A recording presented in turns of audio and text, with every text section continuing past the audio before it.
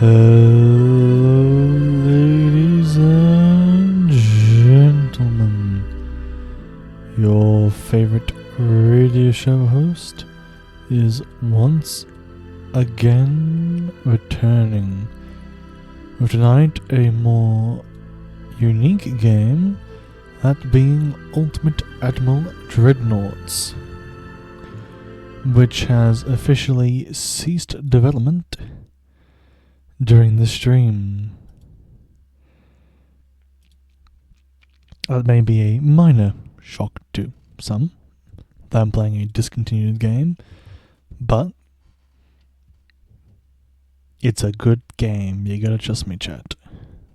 The game's final update was, give me a moment, on 28th of December 2024. It is slightly unupdated.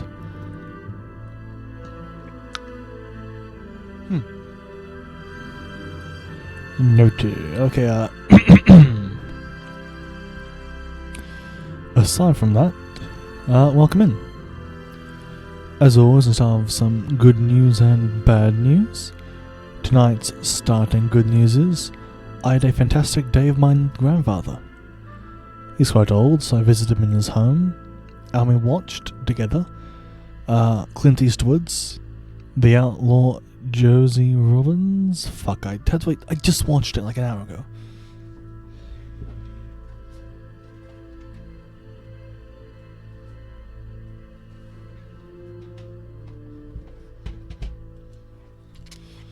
I watched the film Clint Eastwood's The Outlaw Josie Wales. Josie Wales was the film name.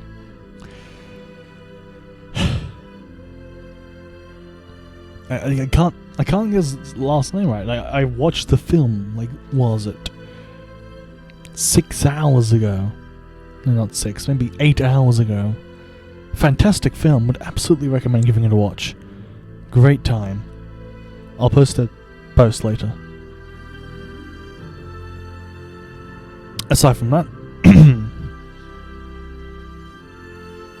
for tonight's unfortunate news, truly devastating, I've run out of Williamson tea.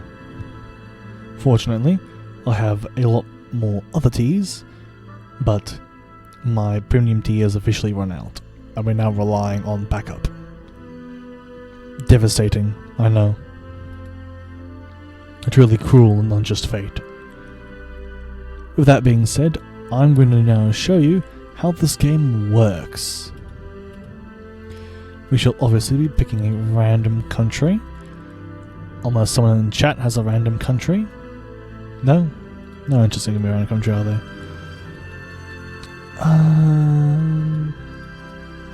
I think we'll make a Japanese 1914 battleship.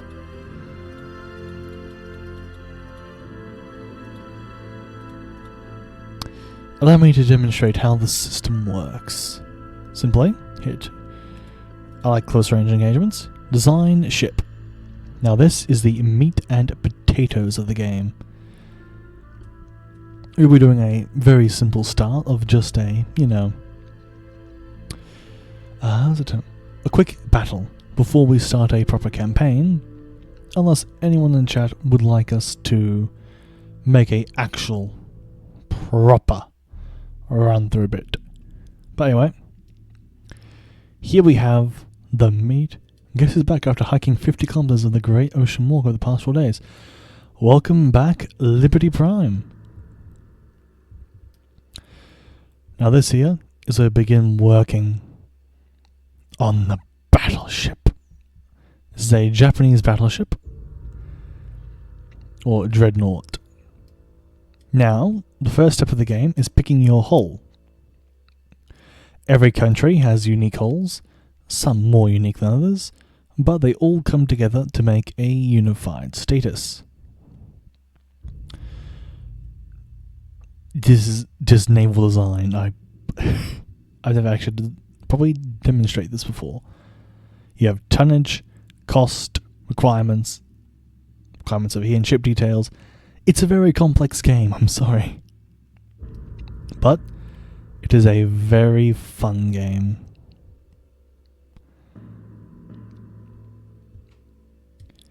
You have hull. Yes. Main tower, secondary tower, funnels, barbettes, main guns, secondary guns, casemates, and torpedo launchers. All these come together to form the components of your ship. Over here, displacement, maximum weight, speed, range, bulkheads. This is how wide your ship is. You can make it skinnier or wider, depending what you need. Drawout is how tall your ship is. A flat ship has better gun performance, but a tall ship has better range. Training of your crew, the quarters of the crew. This affects how the crew operates. The components of the engines, propulsion, protection, armament, equipment, special gear, and armor all come together to make your battleship. Now I shall demonstrate why I am good at this game. The first step is always to get to the ship to maximum displacement. The biggest ship wins. On top of that, how was your trip, Liberty Prime?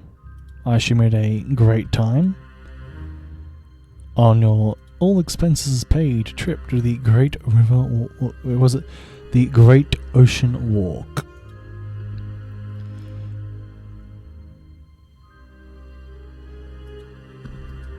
So very few people will be ballsy enough to even consider walking 40 kilometers. Oh, for Pete's sake. Mine, it always does this. No, okay. Why you keep flipping? Unless it's how you're meant to look. Huh. Very good. Had its good and bad moments. Very scenic. Well, that's good to hear. Let's see.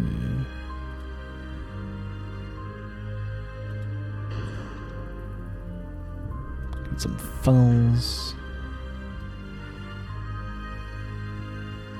Yes, it's all coming together now. Okay, for main guns, what do we have? I think we've got twin 12-inch guns. A little bit. Only the first decay though, so I didn't see the 12 apostles.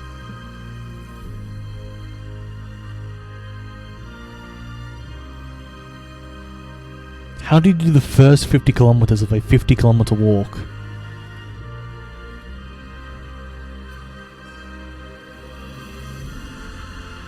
Yeah, that extends the citadel. And do a little bit of a pro gamer move. Using the good old fashioned barbettes, like this. I can reduce my citadel and keep my heavy firepower. Oh, it's a 100-kilometer walk. I should probably know that.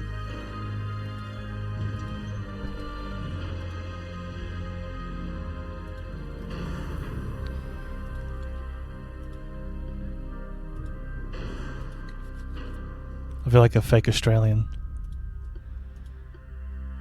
I've probably walked at one stage in my life. Giving a very limited armament to 13-inch guns in this design setup. Now that we'll also be using some secondary guns. Mainly the triple 6-inch gun.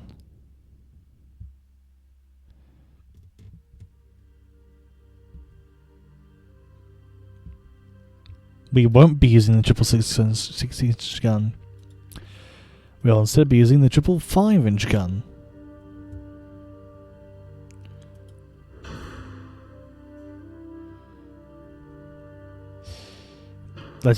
We won't bother with secondary guns. Oh, we will bother us though if with casemates. Equip our mighty battleship with some 6-inch gun casemates.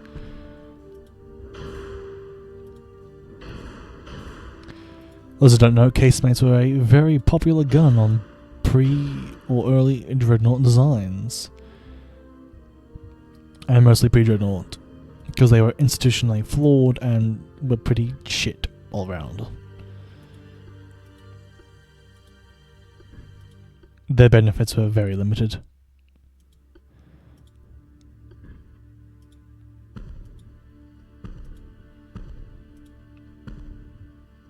Fortunately, we may not get any more high power, but boy oh boy, are we going to have a lot of secondary guns. Apparently can't aim forwards. Weird.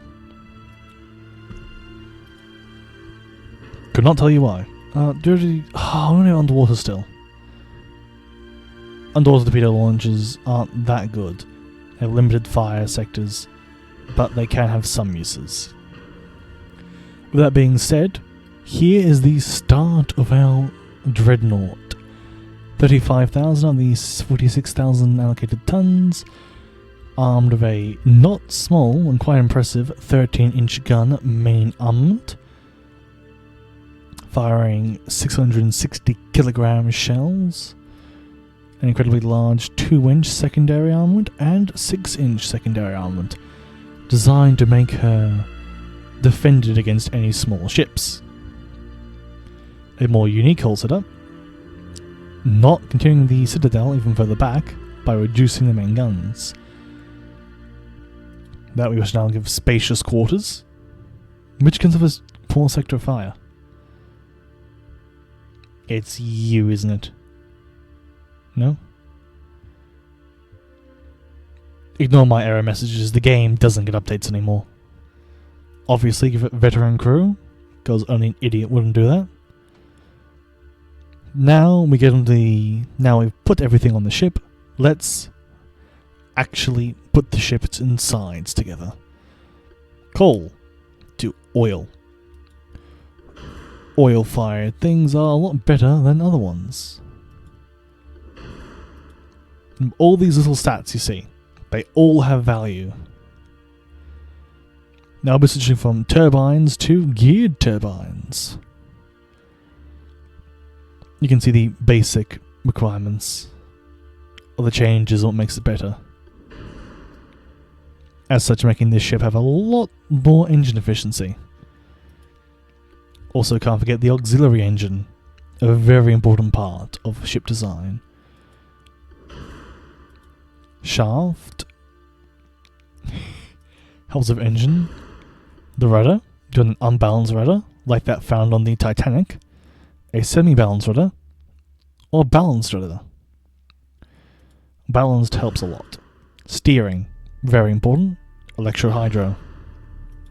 Armour. As you can see, we're using the shittest armour. And we could be using Krupp 3. In exchange for more cost, greater weight reduction, and over double the protection value. As you can see, we lost 6% of our tonnage by simply switching our armor class. Barbettes, so our guns don't fly into the sky like Russian T-72s. Anti-torpedo 3, so torpedoes don't make us want to cry. A double hull bottom, because yes, you need to actually not sink easily. Reinforced bulkheads, helps a lot. Anti-flood 3, very heavy, however, it's a godsend. So now Citadel, another important part, thus creating our components in propulsion and protection. Always go standard ratio for the main guns. Your favourite HE depends on what you like, more penetration for less damage, or more damage for less penetration. I like high capacity and nose fuse. Armor piercing. This end gets more armor piercing, but ricochet is easier. This end has more damage, because it's sap.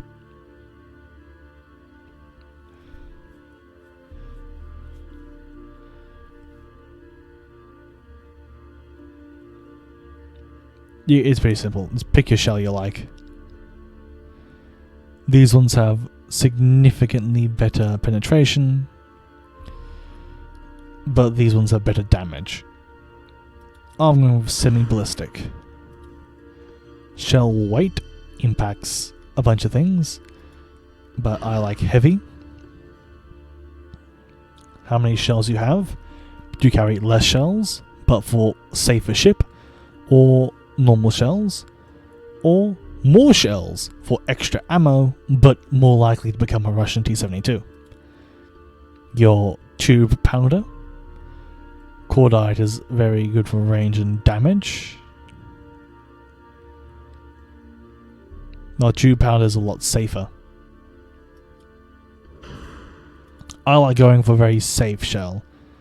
So I'll always pick TNT over Dunite. A very deliberate choice, trust me. This makes our flash fire risk, if I can find it, only 7.9%, which, as you don't know, is very good. Electro high enduro turret turning, enhanced reloading, a 19-inch torpedo. Rangefinders are very heavy on the ship, normally. Acoustics for sorting, things. Radio. And now we come down to the armor. God, this thing is unarmored, what the hell? Historically, most battleships had a 14-inch main belt. Our one cannot afford that. So pull an Agincourt and go with a 12-inch main belt. We'll reduce the forebelt in exchange for enhancing the aft belt. The main deck will be dropped, thus saving some weight.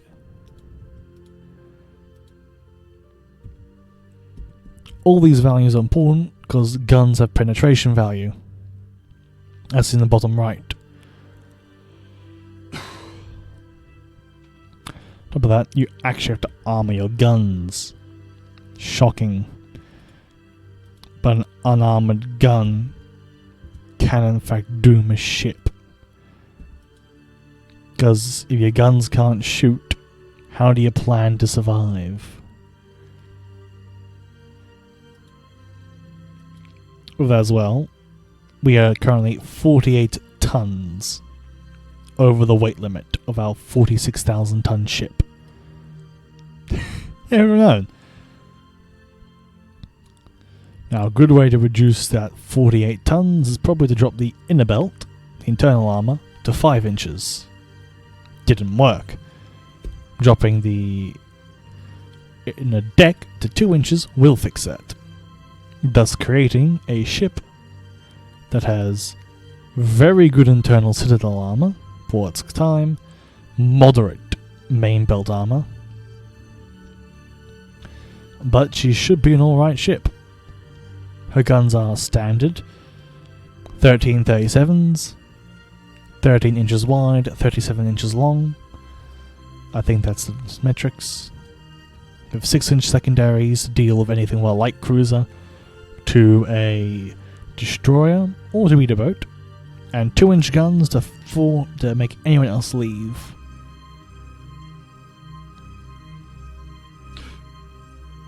Fuck.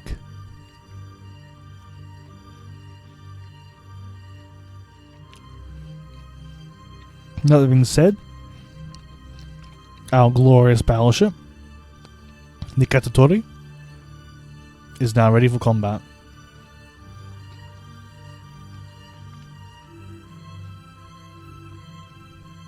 I will be back in all of 3 seconds once I start this process.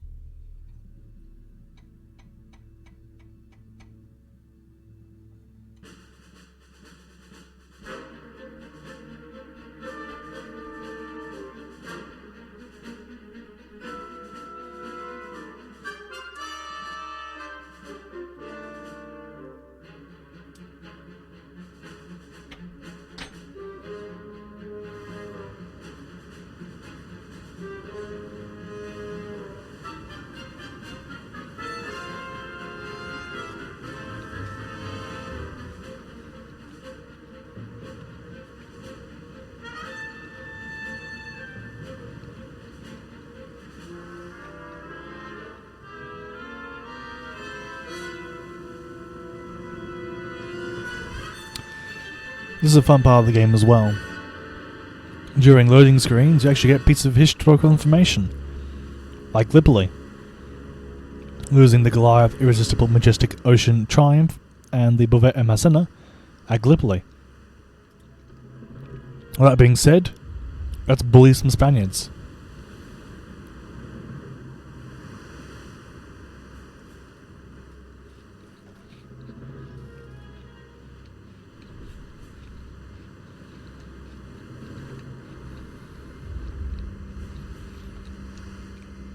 Good job on your grind.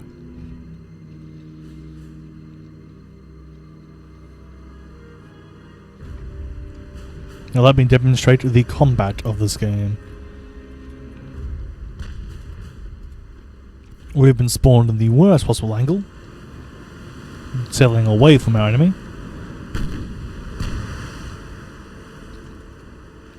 Well, let's appreciate our enemy ship, the Separaton.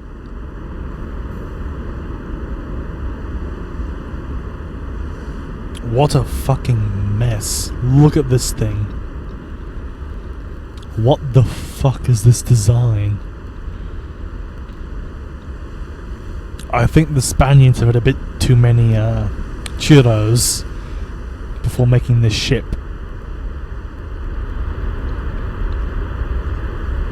Actually, she's slower. Got a better main belt than us, but we have a better all-round balanced armor scheme.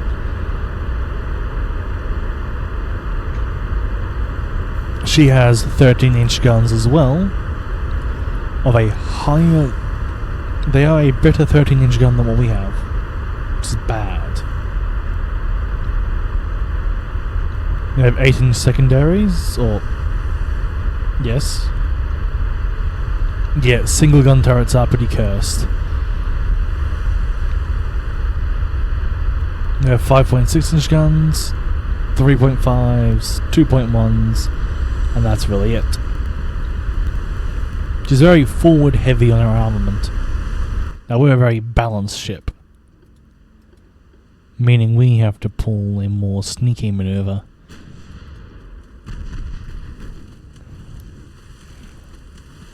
Damage is recorded in the top right. You can see where you've been hit on this shot map here.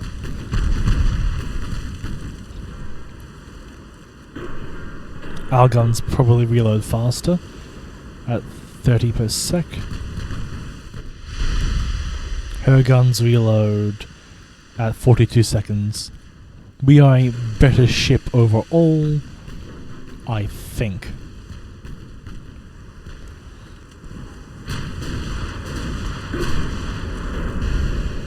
We probably are a better ship actually, because we have a very simple weapon layout.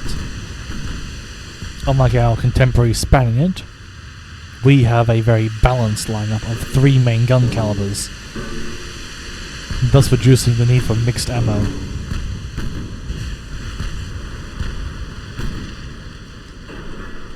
Also, time compression does exist to make batches go faster.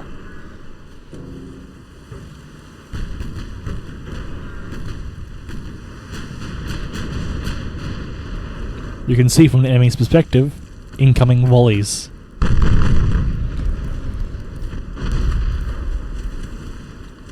We are really bad shots. Oh no, that's some hefty damage. Looks like we're HE spamming.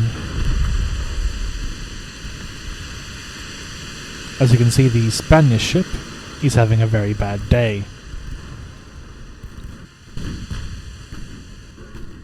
To make the Spanish ship's day even worse, the fact that we're faster by almost 3 knots. Well, 2 knots.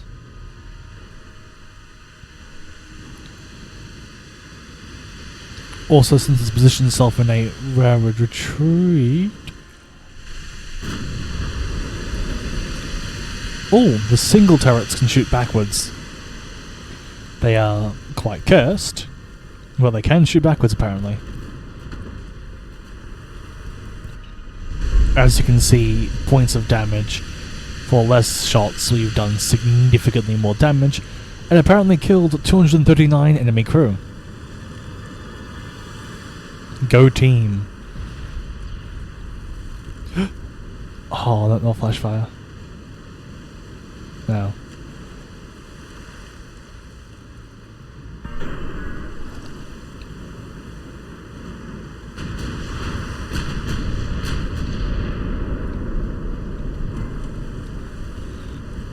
You can see where our guns are firing. They're firing AP at the moment. Here comes the volley of our 13-inch guns. Oof, oof. 2, 4 good hits. All partial pen. But they ignited the aft on fire and have destroyed their rear turret.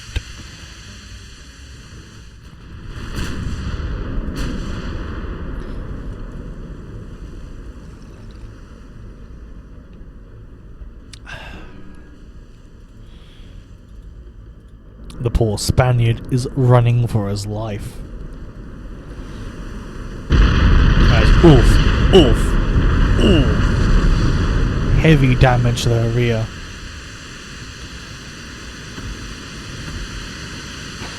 She is still returning fire, so she's not too buggered. But those volleys do make it look like it's getting worse.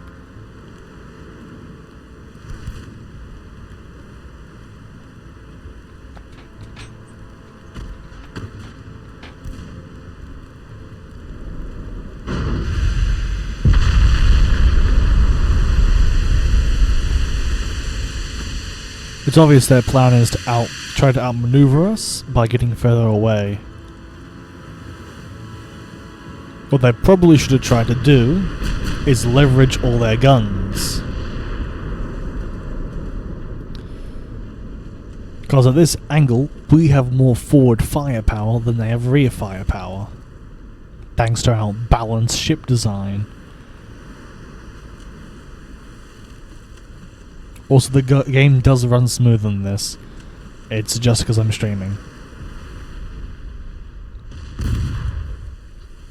That being said, we can free cam.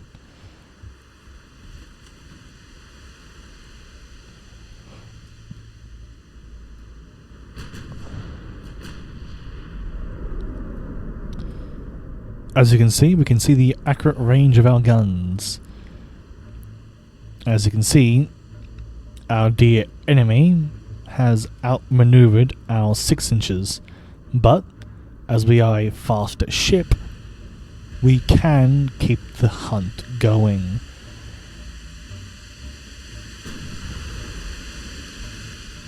As the Catatori catches closer, our 6-inch guns will once again open fire again.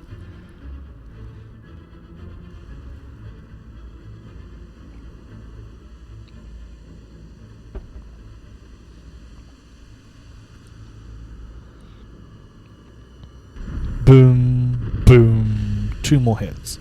As you can see, I have about 65% chance to hit at the current range.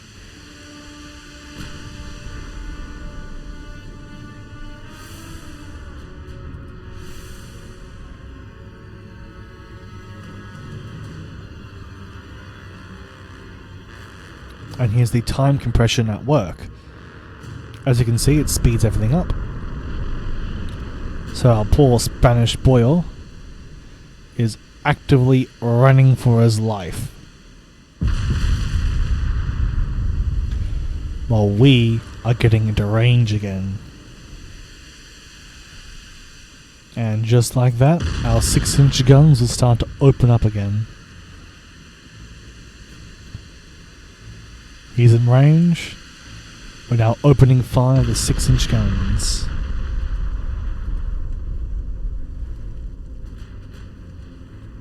Again, the Spanish ship should have used its ability of an impressive forward armament to try to bewilder us.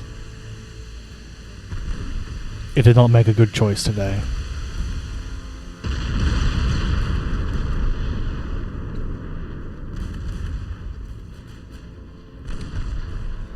And as we get closer, more of our guns can open up.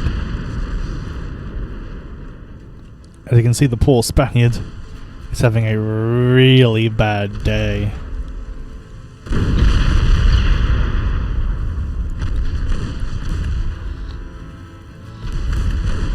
which is about to get even worse, because here comes the 2-inch guns. And we have a lot of 2-inch guns.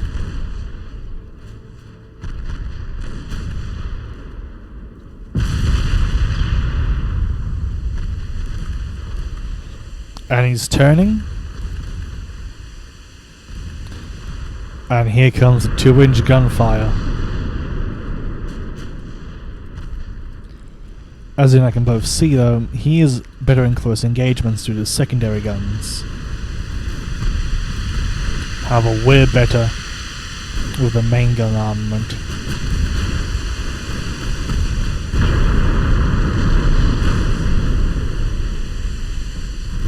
As you can see, she's not doing too hot.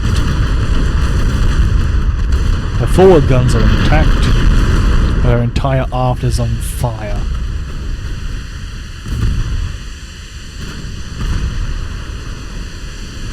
As we get close enough, we're going to start doing some real damage.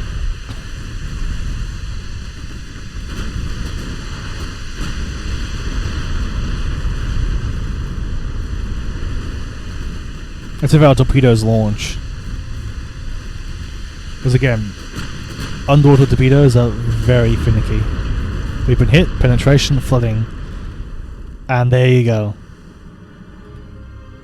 She was sunk. The Japanese Navy has beaten the Spanish up again. This is a cool custom battle post-screen scene you can actually see.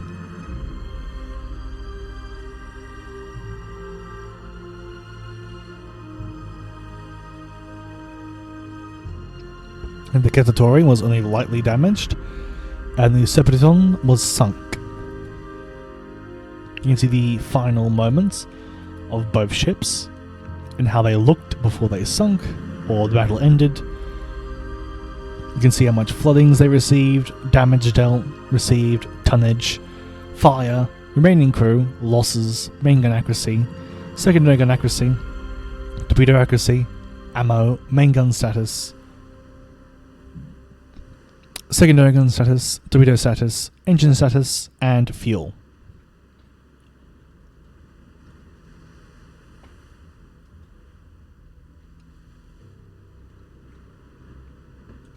Of course, with a slight edge in this fight, being almost 15,000 tons heavier than our Spanish contemporary. You see all these little things here. That being said, that is a custom battle. And now, for the real meat and potatoes of the game, is the multiplayer. That was deemed so shit, no one plays it, and I can't play it. No, I'm talking about campaigns.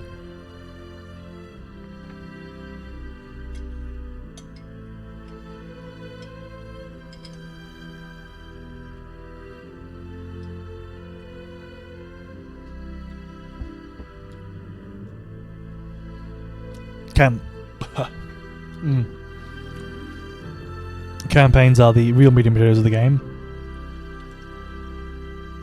because they let you control any historical country of the major powers: the German Empire, United States, Russia, Italy, Austria-Hungary, Japan, Spanish Empire, Chinese Empire, Britain, France, and such. You can pick any year from 1890 all the way to 1940. You have difficulty, beginner,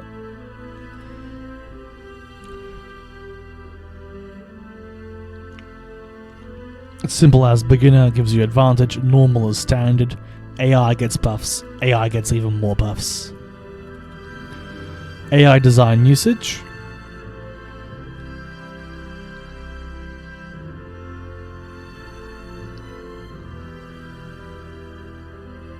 This is how you get mixed, fast and slow ship design, thus making life easier for you.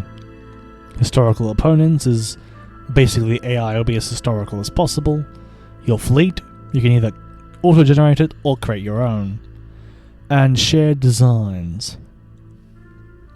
Put simply, if you come over here to the shared designs, you can create any number of designs you want.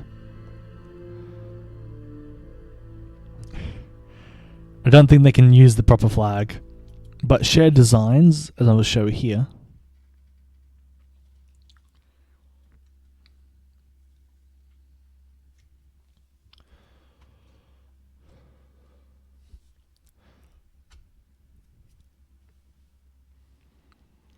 if it loads.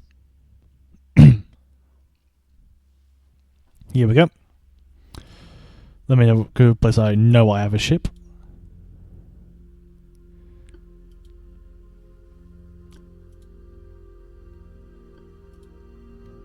Seriously.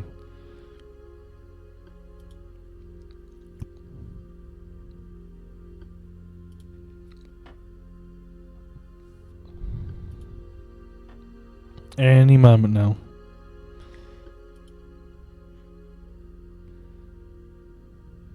There should be an old design around here. Unless I have to go to Germany. Here we are. This is the Exmouth. As you can see, it's one of my shared designs. Put it simply, if anyone plays this game, they can go on the workshop and download it. Technically, I think. As you can see, the Exmouth is a very unique ship.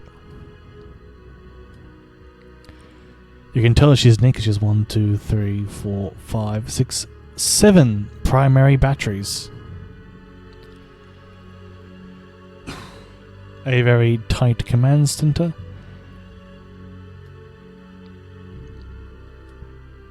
And is ridiculously designed.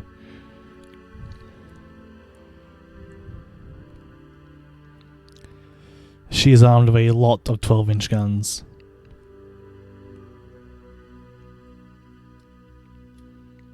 Haven't seen the Lion in a while. Why did I design the Lion?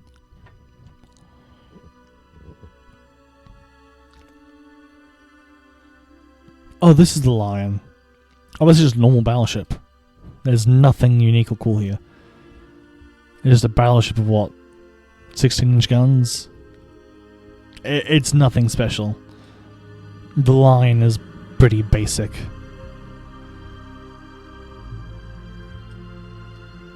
Is her armor any good? Oh, I mean, she's not right for a historical battleship, really. I guess she's alright. She's not very unique.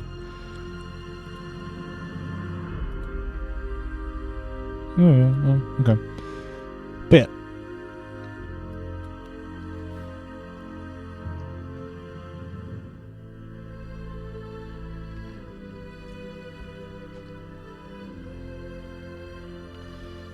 As I was saying, campaigns.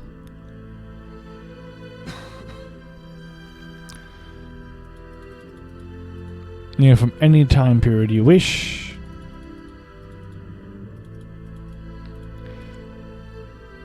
Speculative. Yeah, you can tell Austria-Hungary got pretty badly done historically.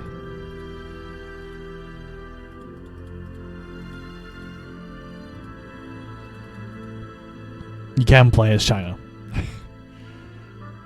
Now, chat. Tell me, which country do you wish to play? Going through our options, we have Deutschland, the United States of America, the Russian Empire, the Italians. I don't have an Austrian accent. Hey, the Japanese. That's pretty shit. I don't do a good Spanish accent either. I can't do that without getting copyrighted or shot by Chinese officials. Well, I say, old chap, get to fight for the Empire. Oh, the France. Or Deutschland. Britannia. And now we have the fun part. What year? 1890, 1900, 1910, 1920, 1930, or 1940. There are plenty of years to pick. Each has its own blurb of text.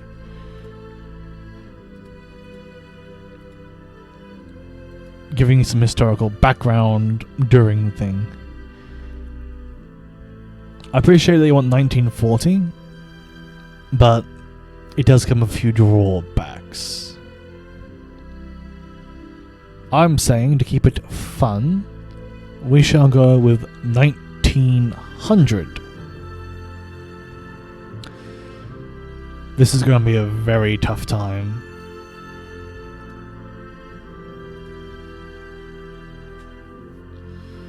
Now, as we start this campaign, we got historical enemies, mixed design usage, normal difficulty, and we shall build our own British Imperial fleet.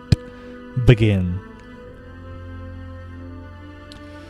And we shall overwrite one of my mini saves.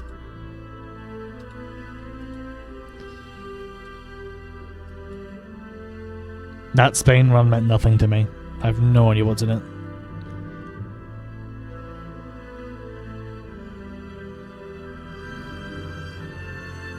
With that being said, a biscuit dropped in my tea, and I'll go scoop it out of my cup. I'll be back in a little bit. Poor Spaniards. I've been bullying them a lot lately. I'll explain once I get back.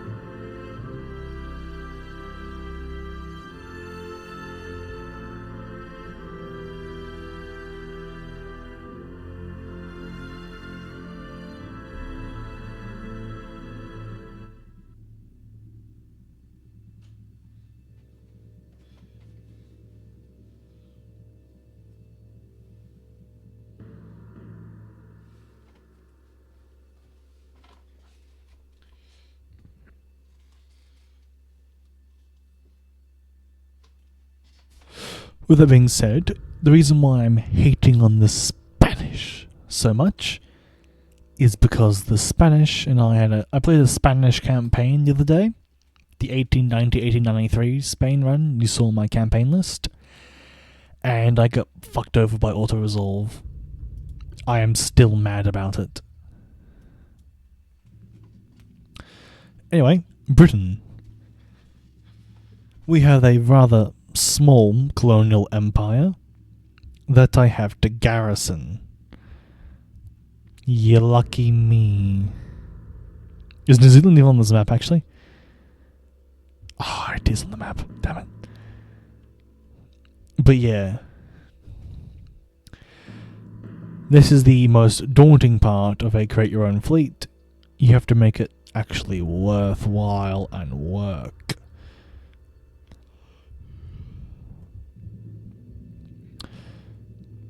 With that being said, we have a lot of work to do.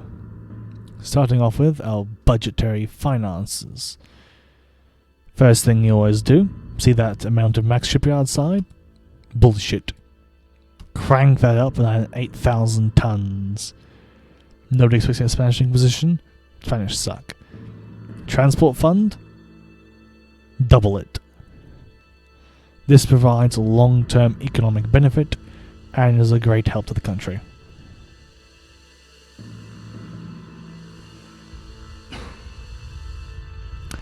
On top of that, research. This is how the research system works.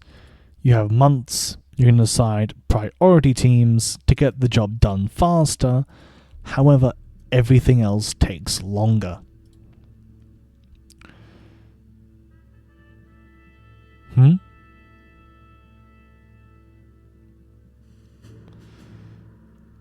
Okay.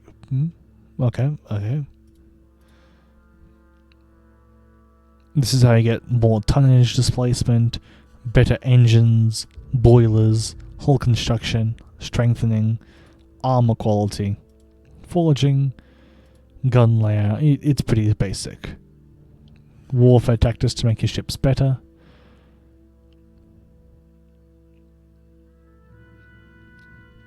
Better telegraphs, mines, ASUW, and submarine experiments. Now we have to design a fleet. Welcome to the first step of every campaign. Making a giant fucking fleet. You can auto-generate a fleet, but the auto-generated fleets suck ass. And as such, we won't be using those. We'll be using the semi-Dreadnaught hull, which is a top speed of 18.2 knots hull capacity, but we will drop that, we'll increase it slightly. Range does matter in this game. Spacious quarters. Now let's get to work. Front tower 5, secondary tower 4, funnels, air intake, give it 2 funnels, giving us non-existent engine efficiency, yay. Main guns, we're going to get 2. Obviously we'll put 12-inch guns.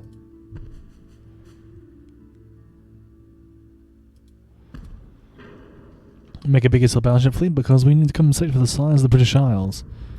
Very true. This is the pre-Dreadnought era, and as such, compensation is required. 3-inch casemates because they're light, and I can spam them everywhere. They aren't very good, but having them is better than not having them. Obviously, get the between 5-inch guns to create a potent secondary armament. Torpedoes, because they're still really good in this historical time frame.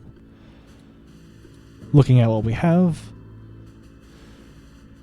we only have the multiple expansion engine. We should grab the best one we can, and grab the induced boiler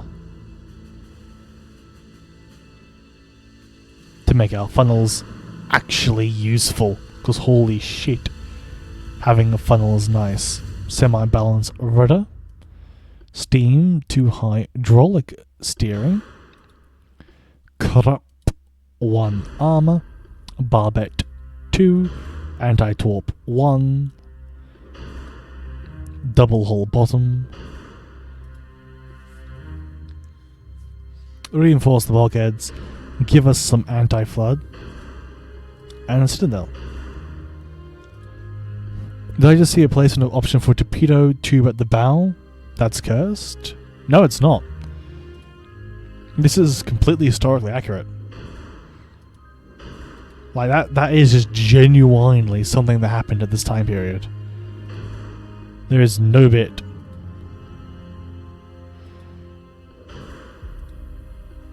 But that's just par for the course. You can bauxite or white powder. You can bauxite, black powder. We'll go with gun cotton because it's slightly better. Electrical turrets. Enhance the reload. Because holy shit, we're going to need it. 18-inch torpedoes. Double damage, you know, it's gonna be the way it's gonna be. Let's see. stereoscopic range finder. And now we get to the armor. First things first, we shall lengthen our guns by a solid 7%, making them punch a lot harder than they normally would. On top of that, we shall increase their caliber by 0.2 inches. 0.3.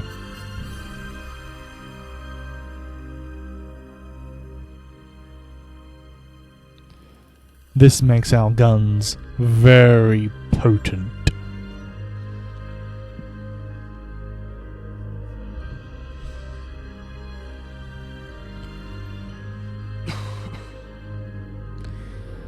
Very nice. In exchange for a longer reload speed and lower rate of fire. But it is what it is. Now, we actually have to armor the ship.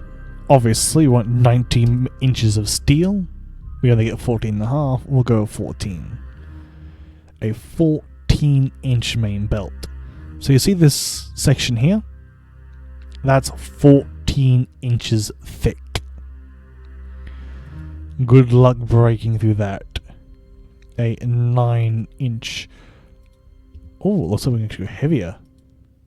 Right, 10-inch.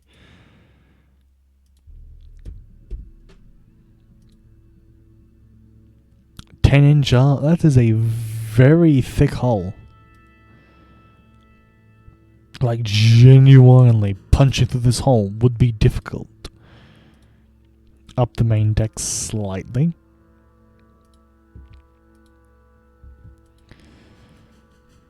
Hey, it's the same arm as the hood. Actually, probably has better deck armor than the hood. I'm kidding. One engine and deck, and bump it to a 6-inch, 5-inch first inner belt to, make sure the ship doesn't instantly penetrate it. But why is there no barbette armor on the 5-inch guns?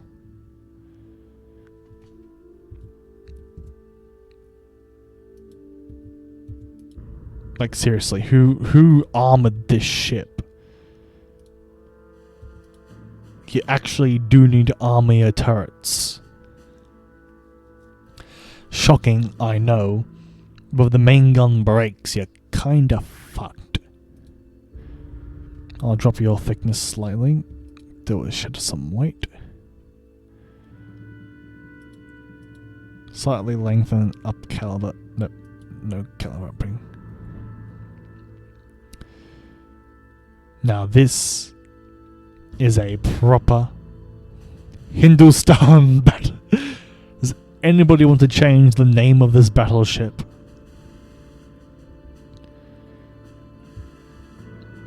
She looks very intimidating.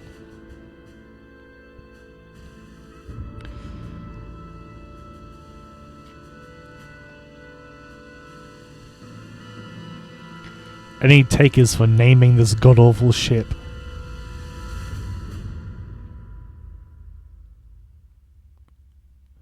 Anything but Hindustan? That's why I'm asking for names, chat.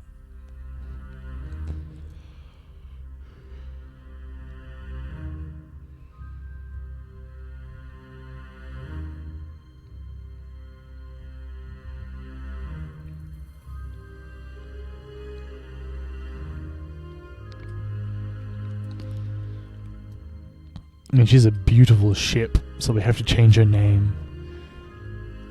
Yeah, maybe it was called the London.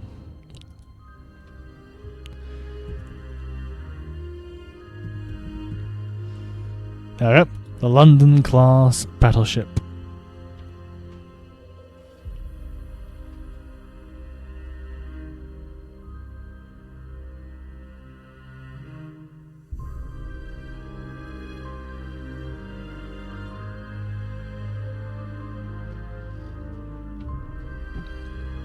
Her engines aren't very efficient.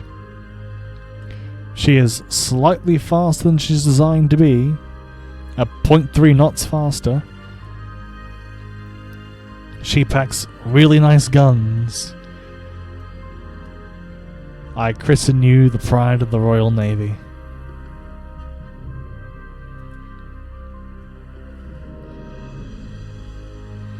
And now I have to make an armoured cruiser.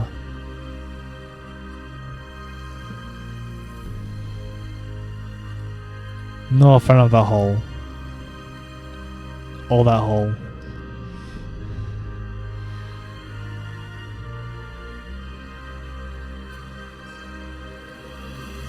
I quite like this hull. That's light cruisers. Okay.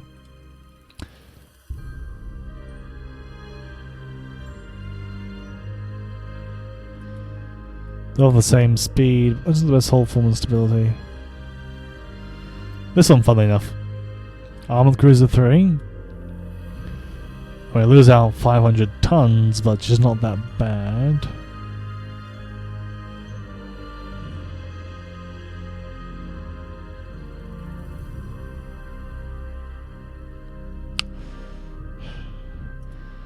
Fine, I'll make a downsized version of this ship.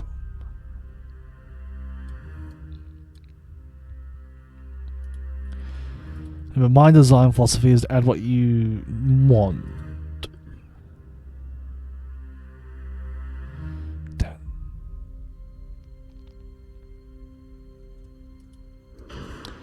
God, I hate this ship so much.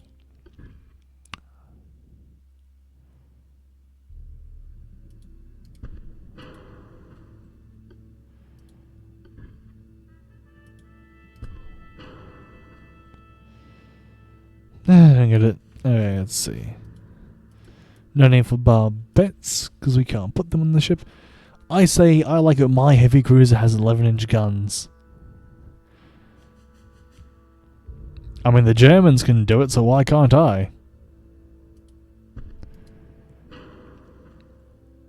It's a unique choice, I'll give it that. But funnily enough, the 11-inch guns do fit. So she does in fact have 11-inch guns.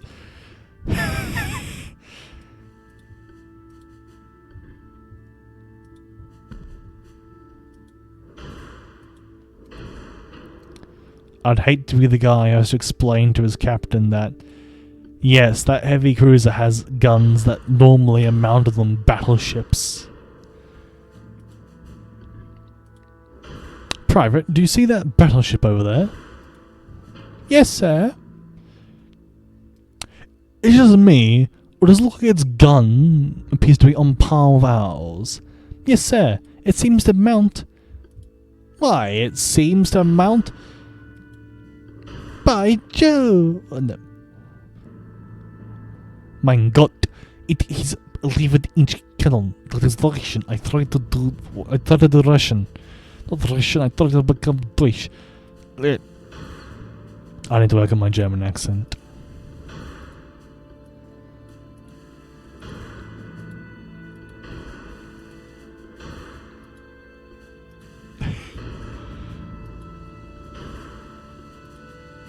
I just find it funny that some guy in British Admiralty managed to say, yes, my heavy cruiser needs 11-inch guns. I'll probably have to drop them, but just the fact I even get to put them on the ship in the first place is just so fun to me. Like, yes, I'm certain that my glorious British battleship needed the 11-inch guns reserved for battleships. And it's armoured. It's actually armoured.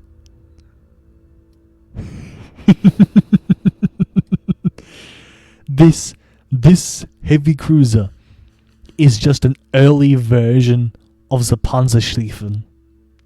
This is just Graf Spee's great uncle. Yeah, this would just be a relative of the Graf Spee. In this timeline, the Germans heard about this battleship and thought, you know what? That's pretty cool. And such built the Panzerschleifen based on this ship. because its guns are fucking massive. Like, impractically big. What heavy cruiser has enough armor to make these guns necessary? Just too funny to me. And she's actually armored. Like, for a heavy cruiser, she has heavy armor. Like, the Admiral Hipper had like 4 inches of belt armor. This ship has more armor than World War II heavy cruisers. Probably not to the same quality, but the sheer fact she exists is already massive enough.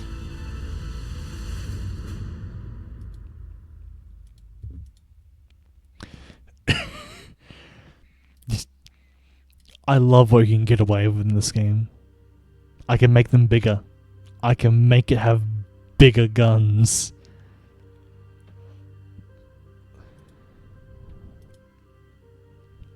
But I gotta shave off some weight. By reducing the main gun's armor. Yes. Yes.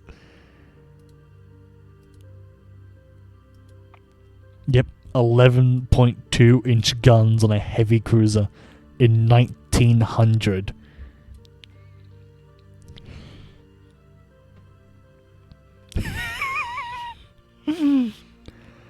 I just can't. This is fantastic. Has almost 20 kilometers of range. 20 kilometers is this gun's armor-piercing range. It can punch through 12 inches of armor at 1750 meters.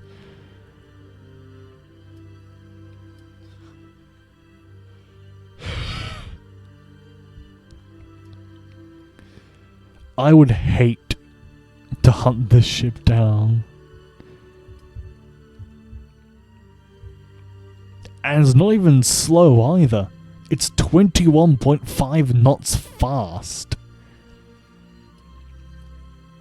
It is a fast ship with good range. It's beautiful. It's beautiful. And it has torpedoes.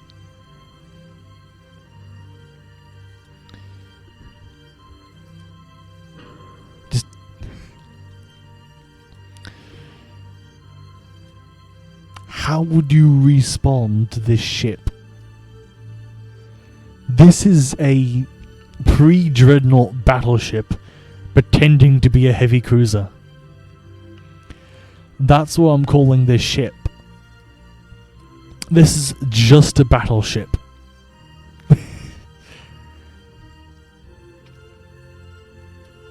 This is like an early battle cruiser. That's what this ship is. This ship is an early battle cruiser. Quite formidable. That's what we'll call it. We'll call it the Formidable Class Heavy Cruiser.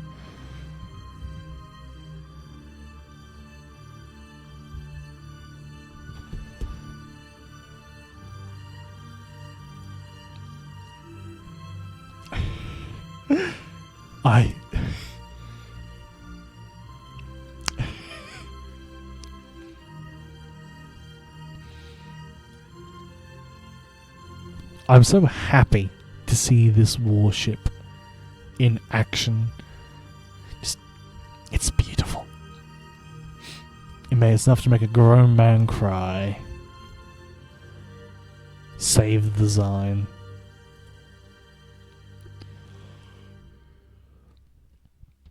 Now we need a light cruiser. We have a few options. The semi-armored cruiser, light cruiser 2, light cruiser 1. Each one gets smaller. The these two have similar things, but then with light cruiser 2 for speed. We have a 6,500 ton. Like, what's the even way? That's 12,500 tons. The formidable class heavy cruiser is a violation of the Washington Naval Treaty and should be immediately discontinued in production.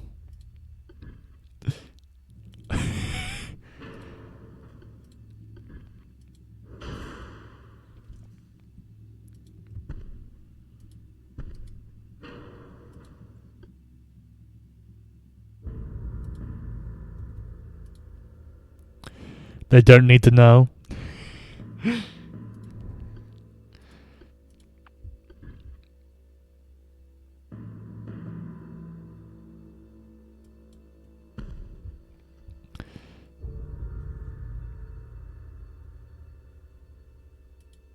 They won't even know why I built the Surprise.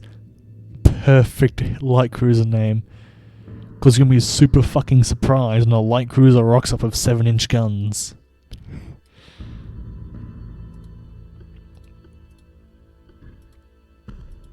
Light secondary gun armament is always a good idea. Because you never know. You may need some extra pew-pew.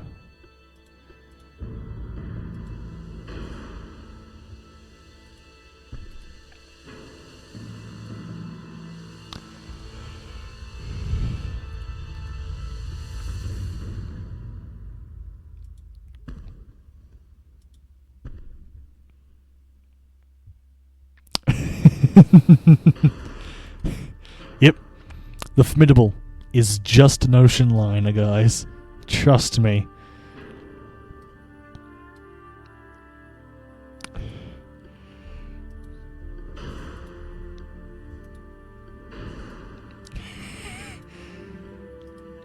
Yep, formidable. Yeah, I know her. She's just an ocean liner. Iceberg. The Titanic hasn't sunk yet, actually. It's 1900. The Titanic hasn't even been designed yet.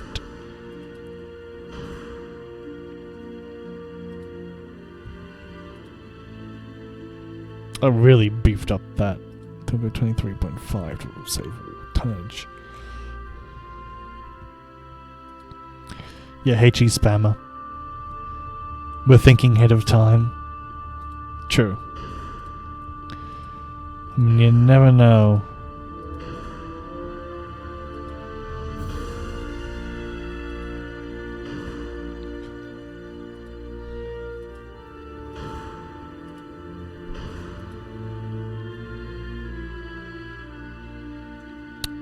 Do we give the Surprise mine-laying equipment?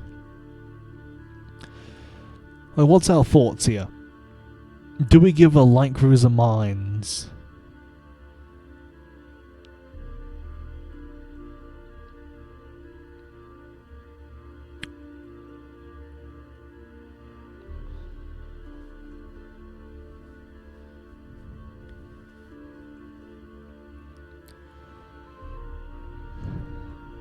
Leave destroyers? Alright. The Surprise class won't have any mines. But she will have a 1,000 inch think main belt. Nope, 2.6 inches.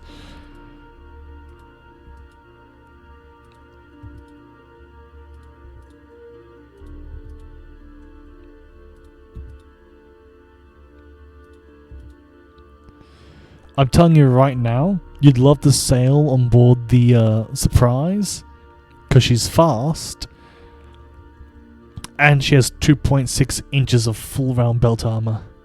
Yeah, 2.6 is close enough to 1,000. Yeah.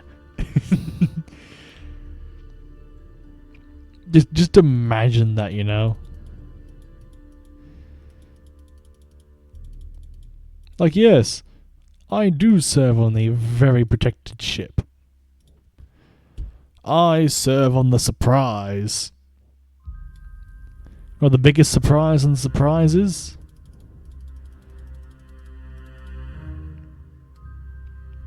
The fact that she's got giant fucking main guns. You know, 7.4 inch guns. Really, really putting on that oomph. You know? Oh, I gotta dump some more armor, eh? Half the superstructure. 11 tons left over, eh? I'll go 1.8 instead. No, that's the main. You stay 2. You're total to 1.8. And to the surprise, armed with 7.4 inch guns.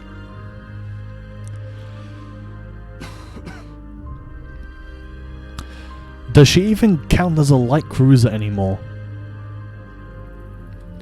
Like, genuine question. If her guns are basically almost 8 inches, does that make her a light or heavy cruiser? Because she's got heavy cruiser equipment on a light cruiser hull.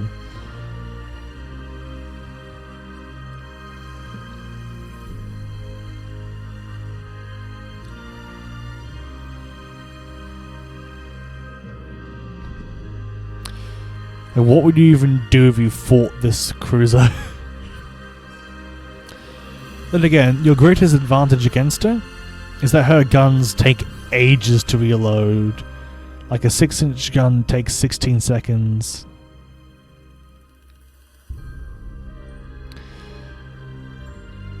This one fires every 23. 5-inch guns take 13. 4-inch takes 7. If Formidable is a heavy cruiser, everything is blown out of proportions. I feel like I'm missing some proper naval lore right now that I should really know.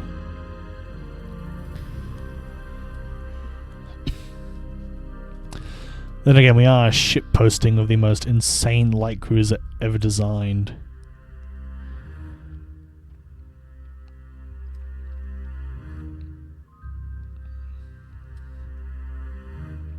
Then again, I'd hate to be the ship post to fight this one.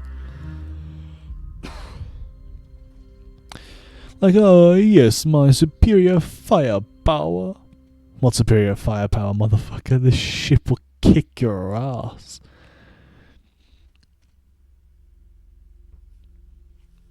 Just on pure armor basis alone, like, you're not doing shit. Your ragtag destroyer or torpedo boat ain't doing shit to this light cruiser. Hell, she can probably fight a heavy cruiser if she wants to.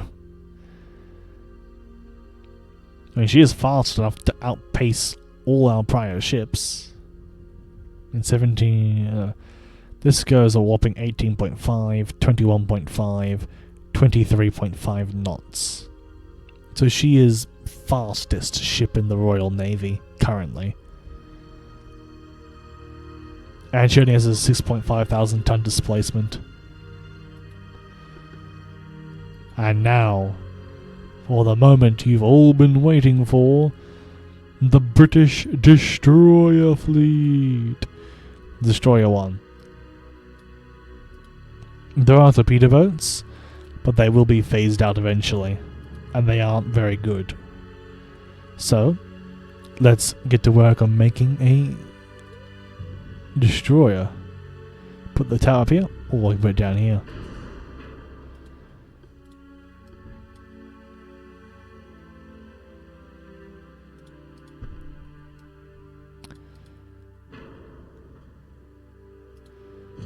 I rotate you?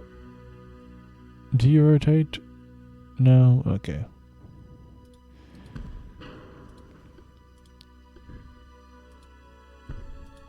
Give her a couple funnels. Help her hit her top speeds easier. Give her some 4-inch guns, you know.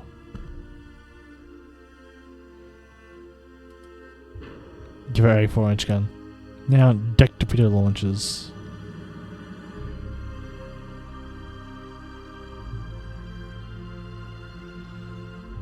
Understood.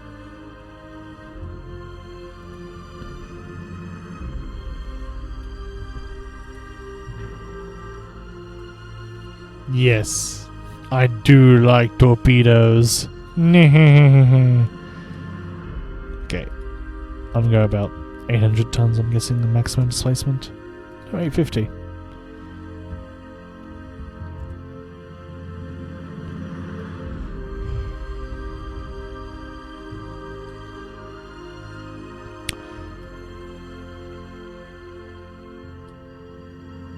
Now let's see, improve the quality for the crew.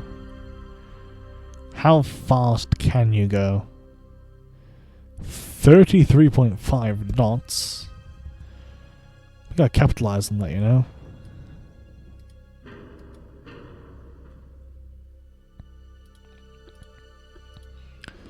That makes boilers heavier, but that makes them lighter.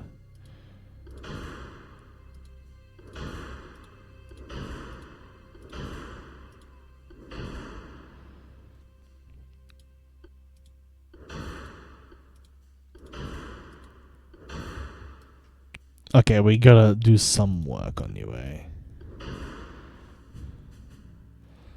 I've gotta drop about 130, about 100 tons. Where's our tonnage coming from? Engines and boilers. Yeah, sounds about right.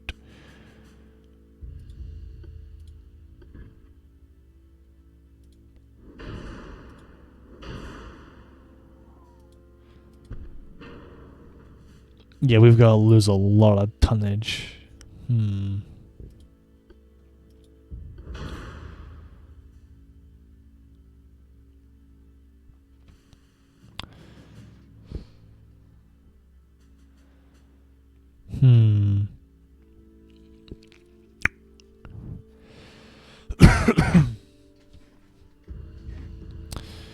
How would I lose the tonnage required to pull this off effectively?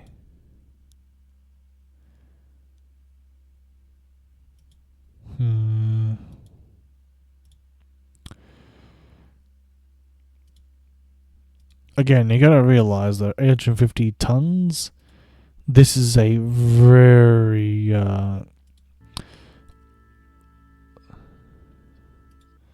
it's a very old like style ship, you know. This is the 1900s. So I'm gonna figure out a way to drop a lot of tonnage quickly.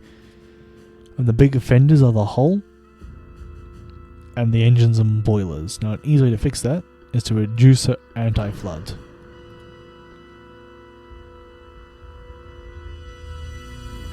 Doesn't do much apparently. Reinforced bulkheads. Okay.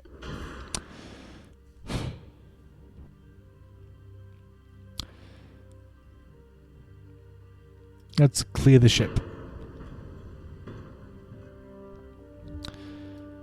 We already have most of our tonnage consumed for speed. Let's start by saving weight measures immediately.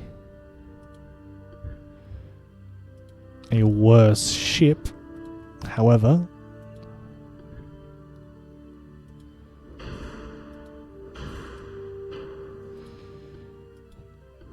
it undid all the modifications I made.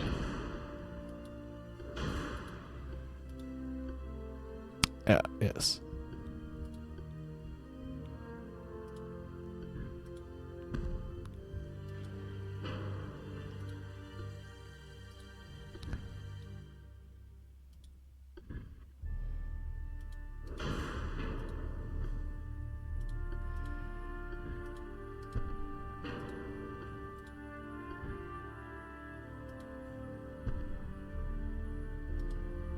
There we go. She's a destroyer, alright?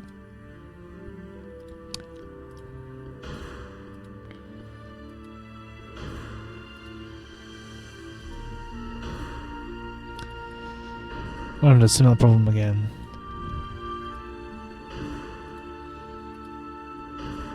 Yeah, mine's apparently very heavy. Huh. So now I have to somehow balance, what is it? The mines. The mines are the problem, and I don't know how to fix that problem.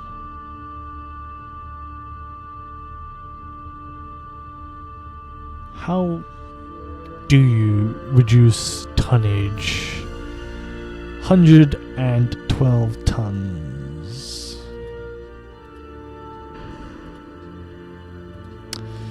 You gotta lose a lot of tons.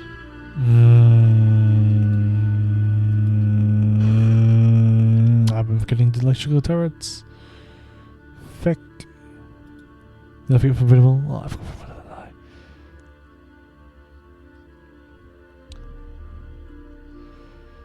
Oh no, I didn't forget formidable. That's okay.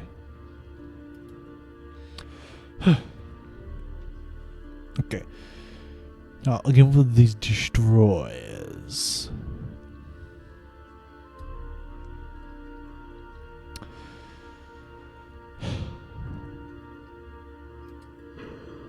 Let's knock off these turrets. Okay.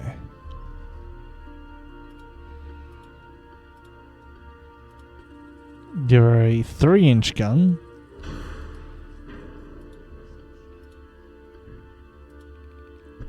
Extra torpedoes like that. Okay.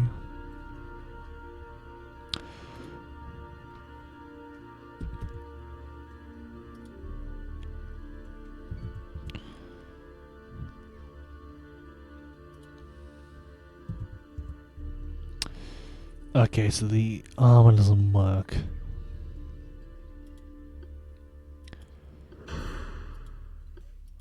Civil liver.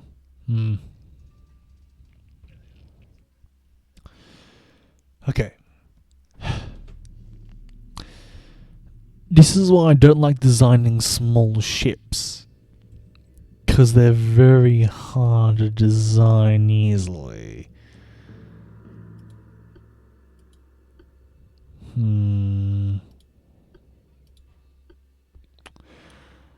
Then again, I could bite a small bullet and rip out the entire reservoir on these ships and kill its speed. That means it's to a 17-ton overweight. Now I can give some reduced effectiveness funnels. I think it's 12 tons overweight. I can save even more weight by switching the main gun to a 2-inch main gun.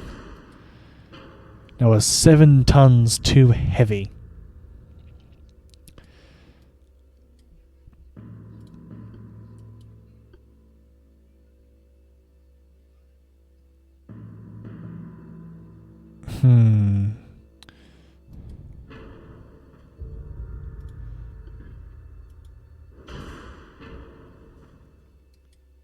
This is really annoying. I've got 16 tons, so we'll put you instead.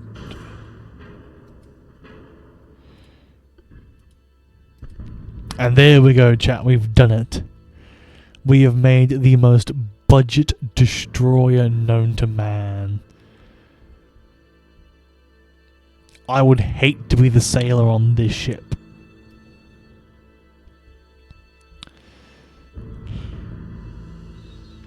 But at least you got some benefits. You're the fastest ship in the Royal Navy by a good margin.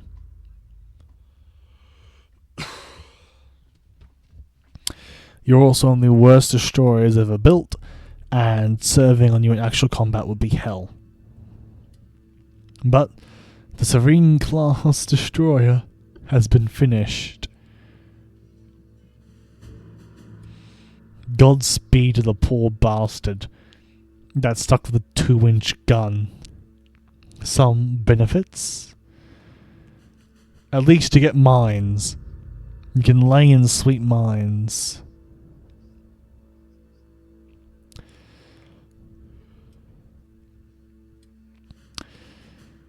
Your guns do nothing. You have to rely on 2 shoddy torpedo launchers at the aft. You only get 2 torps in total. Oh god. Serving on anything smaller than the London would suck.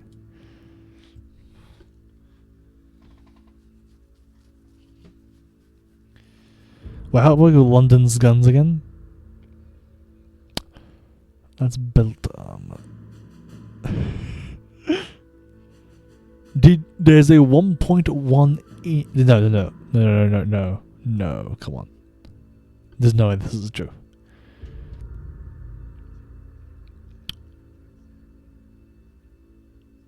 Oh, there's a 1.1 inch difference in caliber between the Formidable and London.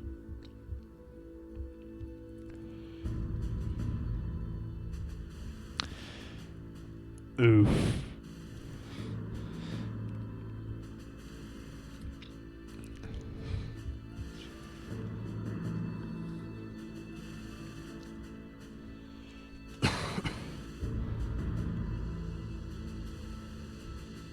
But these are the 4 ships that will make up our starting fleet.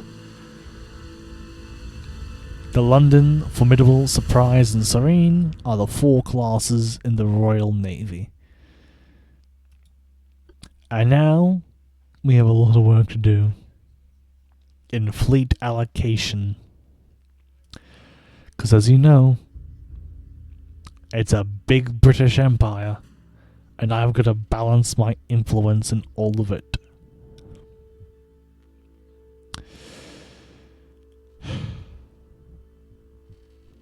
I now have to build a fleet with $7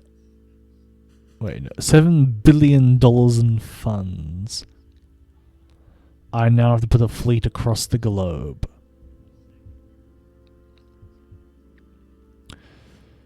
Let's do this. Dover, New Haven, Portsmouth.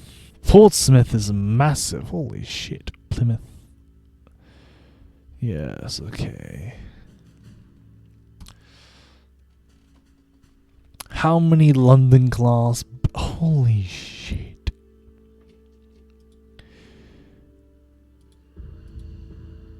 Why is the Formidable such a good heavy cruiser? I don't get it.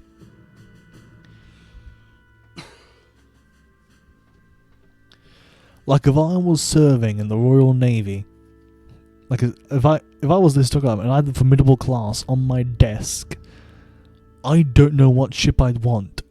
The London or the Formidable? The Formidable weighs 6,000 tons less, costs a third as much as a London, is 3 knots faster, and is still a capable warship. At the minor drawback of what? A 1.1 inch smaller main gun?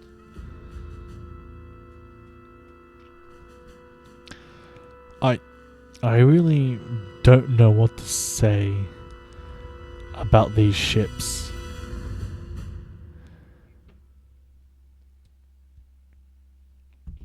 But again, we have to do the very boring part now. Building the fleet. We can build a lot of heavy cruisers. Whoa. We can build a lot of heavy cruisers. We could build 100 heavy cruisers.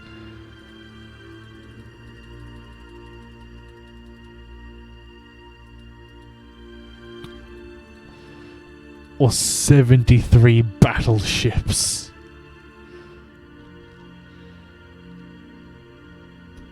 Okay, we do have to be... Okay, we can't just go ballistic on ship spending. I have to actually think about where I'm putting my ships and where my fleets will be. The Caribbean, the Central Atlantic, West Africa, East and South Africa, South Africa itself. Okay. So how many battleships, heavy cruisers, light cruisers, and destroyers would I need?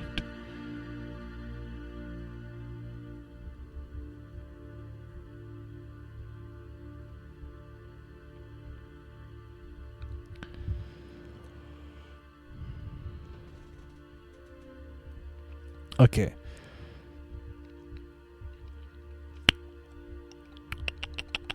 So North Sea, Bay of Biscay, we're not part of, Denmark Strait. Everything's Labrador, and North Atlantic. Okay. English Channel.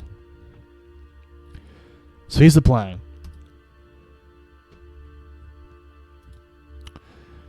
I have to go to Malaysia. Where's this? Okay, Malaysia, India and Malaysia. What we got here? We got Kudat, too small. Sugadan, too small. Too small. Singapore, okay. Okay, Hong Kong. Okay. So where do I put the fleet? Gonna make a really big fleet.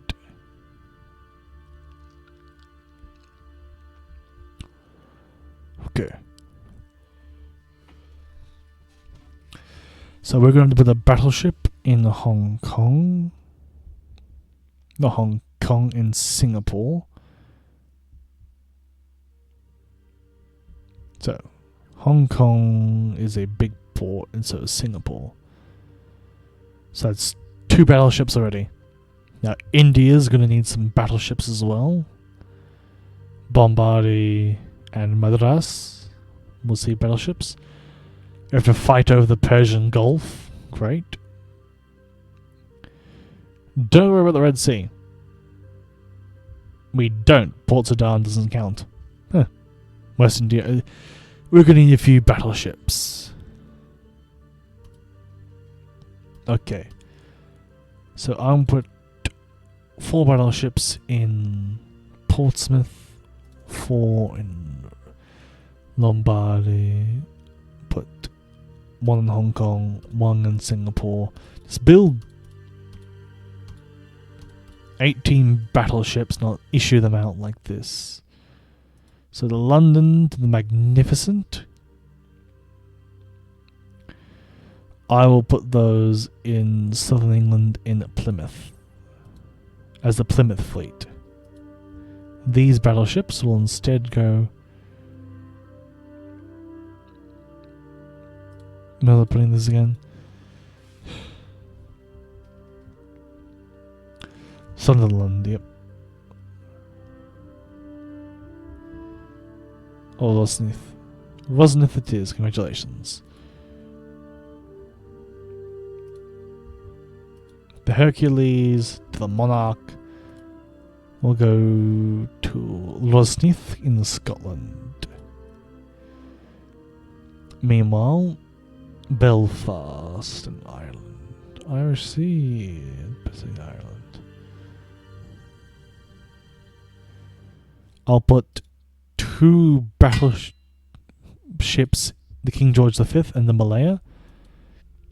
Both can go to Ireland in Belfast. Where are you, Belfast? Northern Ireland.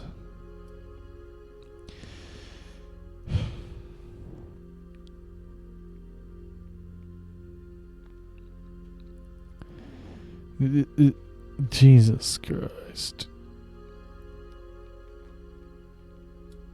Belfast. Now the Anson and Armadale will be going down to Singapore. Why is this? Malacca, Penang, Singapore. 2 battleships, Singapore. I'll send the Eagle to Hong Kong.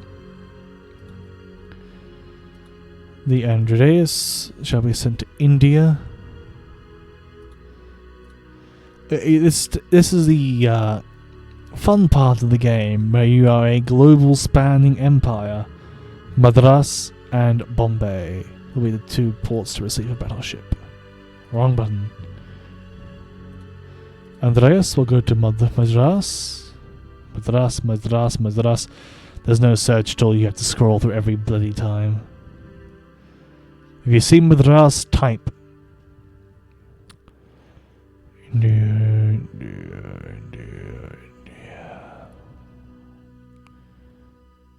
By Jove.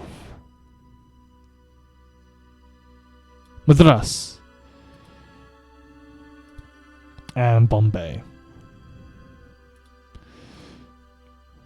Okay, that will deal with the Pacific. Because now we have the Bay of Bengal, the Arabian Sea, Southeast Asia, all have British influence. And now we go everywhere else. You have battleships in the region now.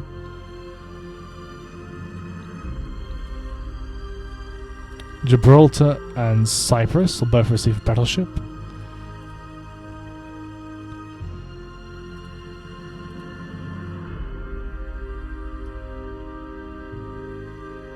Gee, there's so many colonies. Malta exists. Feck. Cyprus. Gibraltar.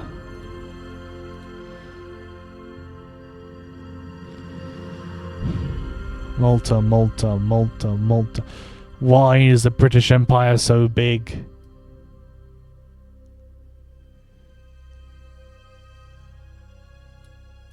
Malta. Holy bejeebus, that's a lot of battleships. 18 BBs. Okay, so you're secure in the Mediterranean. Pacific secure. And now I got to secure the Americas. And I misclicked.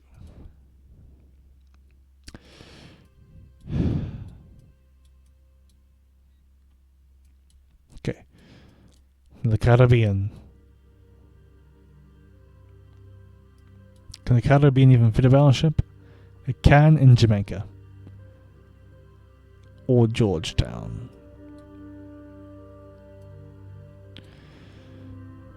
Jamaica is going to receive a battleship. We're going to go in ship design. How many more battleships do I need actually? How many battleships must I build? Because I have one in Jamaica. How about my African colonies?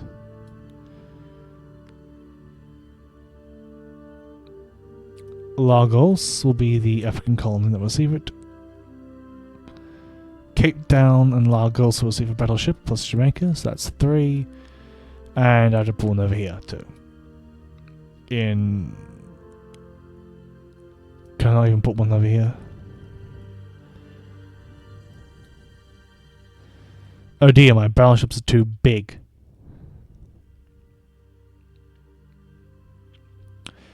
I could put one in Berbera, but no, we're going to build 3 more. Here, and here. Okay.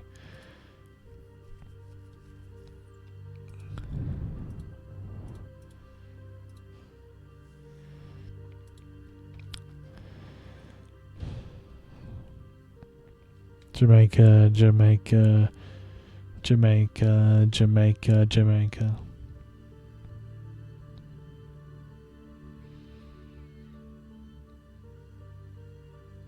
Where is Jamaica? Jamaica, Bahama, lady mama.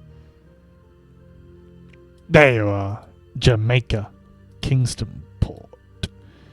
And what else did I have to build? We went for Lagos and Cape Town. Lagos.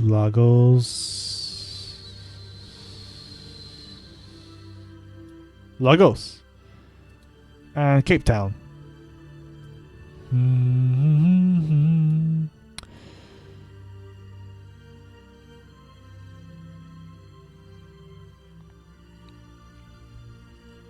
Holy, where is Cape Town?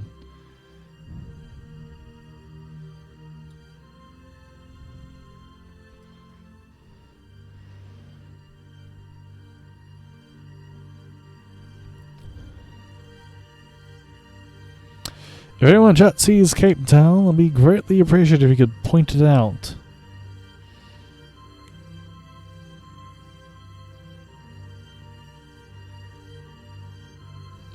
Cockburn!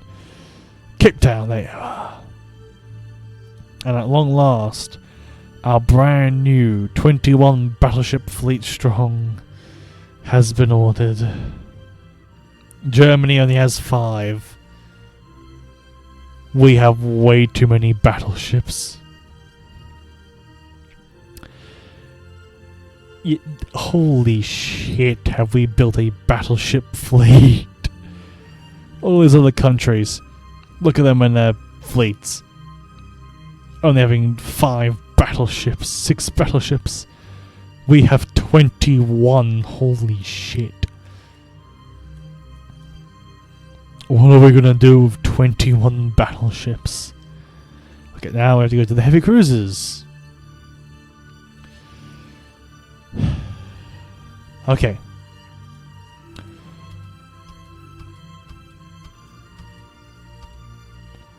I'll build 40 heavy cruisers.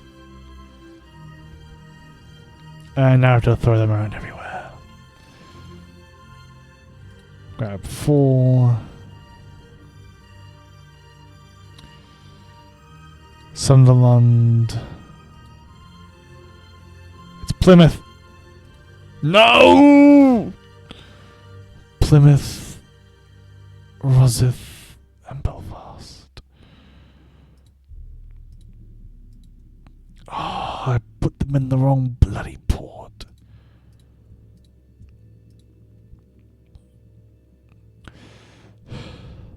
Belfast. Why are you so hard to find? They are. And now for the rest of my mighty formidable fleet. Is it really formidable fleet, eh, chat? No? No takers? Okay.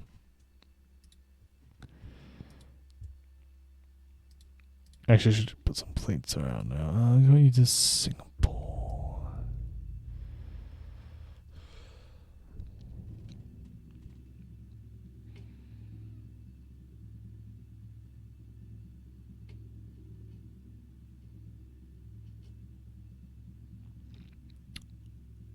There, Singapore. Let's bulk up our fleet.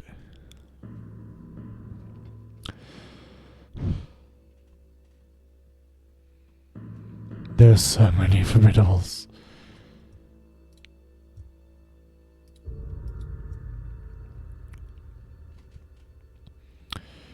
Hong Kong needs a fleet. Hong Kong. Oh my god.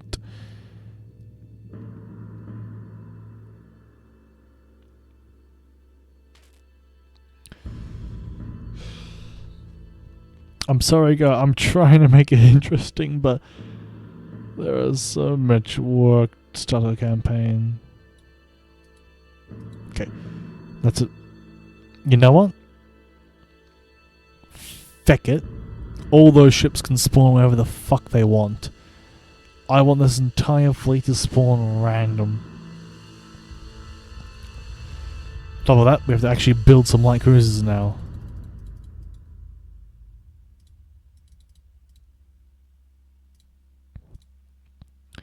Spam 70 light cruisers across the British Empire.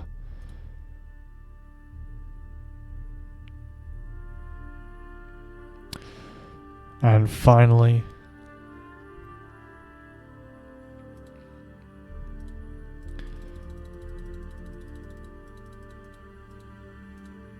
I think I might have gone over budget, which is the problem.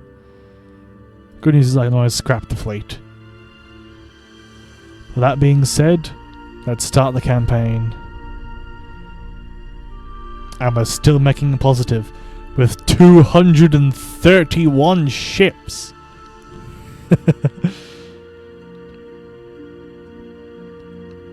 Ah, yes, my great naval adversary, Germany.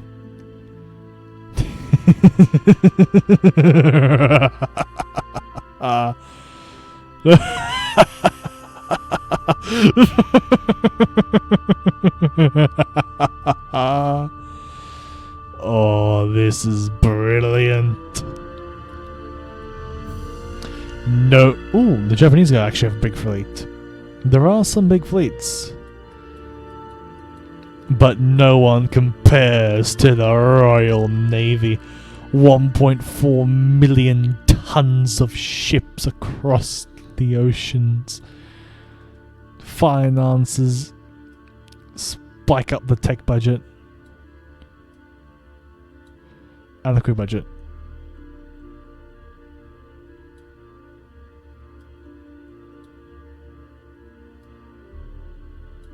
Because you actually train crews. Oh, this is magnificent. 37 million pounds in fleet maintenance.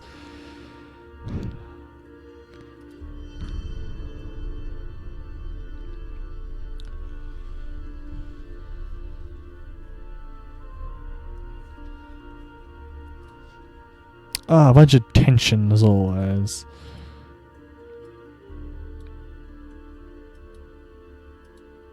Bunch of new sea canals open randomly.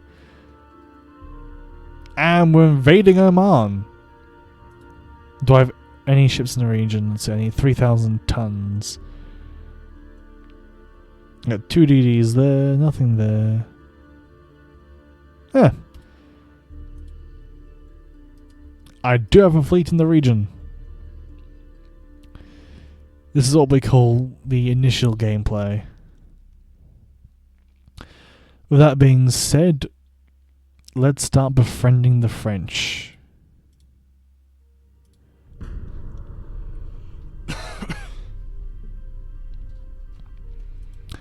Yep.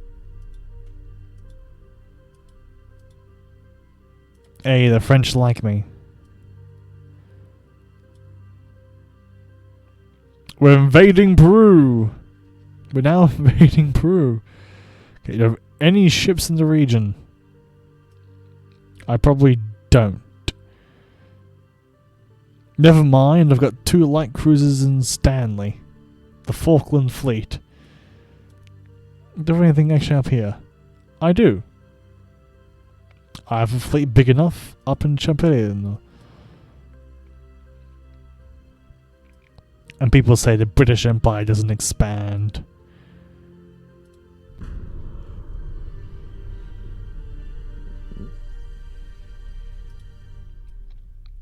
Bunch of soldiers dead, oh well. Another one. We're invading Chile now.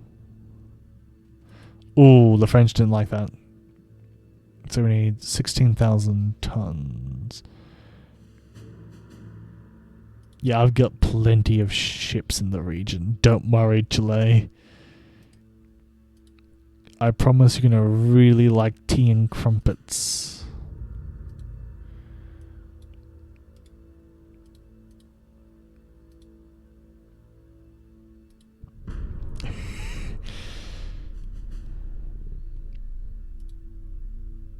Naval blockade tactics. And we've conquered Oman.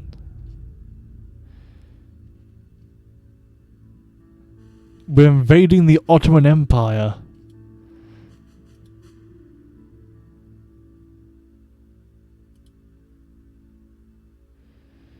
Well, that's because the fleet hasn't arrived yet. Now to invade Chipali, I need 20,000 tons. I know I've got 33,000 tons in Malta, apparently.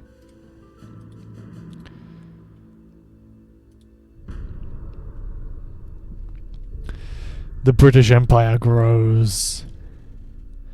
Hey, we got improved mounts. TNT, my favorite penetration. Improved radio telegraph. And we've conquered Peru. And we're invading Colombia now.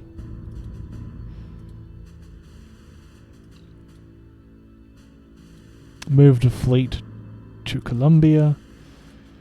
8,000 tons. I need 24,000 tons. Fortunately, I should have... Yep. I can't pass through the straits. Never mind. 7 turns, you're done in 4. Have any other fleets in the region? No, I don't apparently. I might... In Fiji? I have a Fiji fleet. I have a heavy cruiser.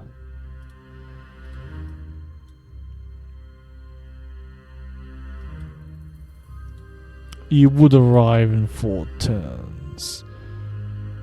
Which is too far away still. Holy, I don't think I'm going to invade Colombia.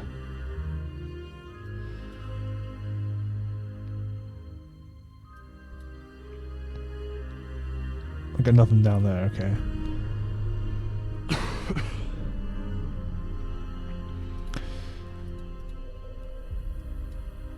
How does Chile sell Nicaragua? Oh, Chile still exists. Where the hell's Nicaragua? There's Nicaragua.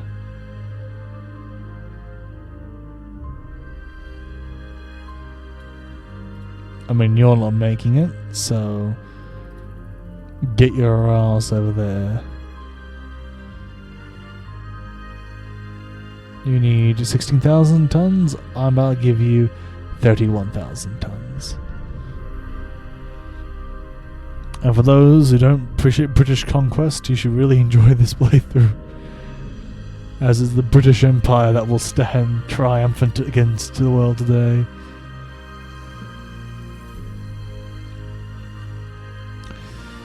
I mean, there is a reason why Britain rules the waves.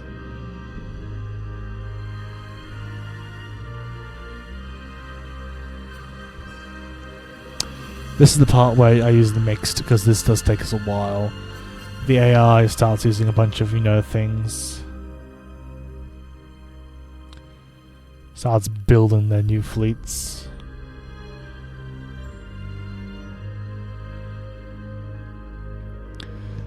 There is in fact not enough warships in the world to counter the British Empire. And yet we're still sitting here, waiting for the Germans, Italians to stop. There we go. Oil. Yes, British expeditionism at its finest. Tension, alliance and trade. And we've gained control of Tripolitalia. El Salvador. No, we're not invading El Salvador. I don't have any fleets nearby. But now we own Tripoli.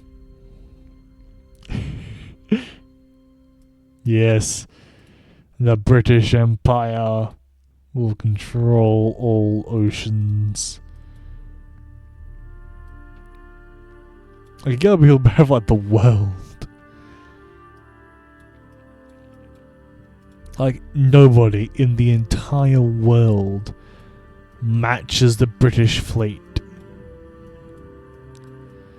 The closest fleet is the American Navy, that's less than half the size, with less than a quarter of the battleships.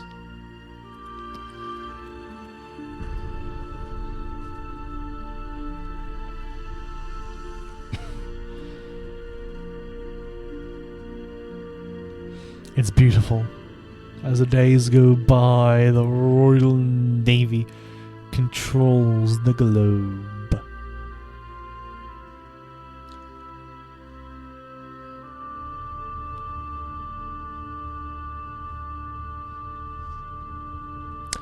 Again, we're waiting for the Germans to stop laying down their ships.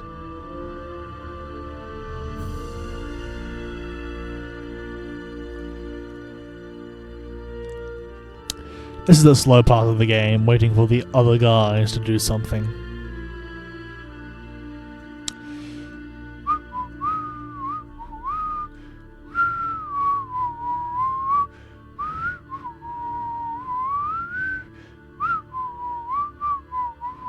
A bunch of tension, boilers, an auxiliary engine, casemates, 10-inch gun Mark III. We have controlled Chile.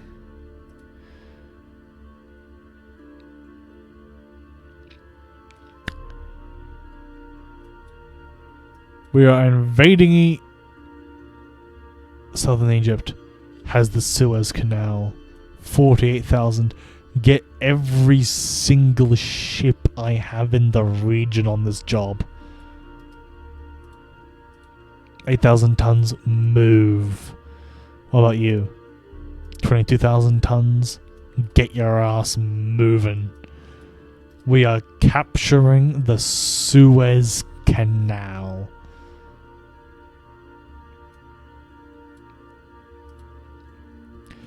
This is the peak British Empire moment. The Suez Canal will be ours.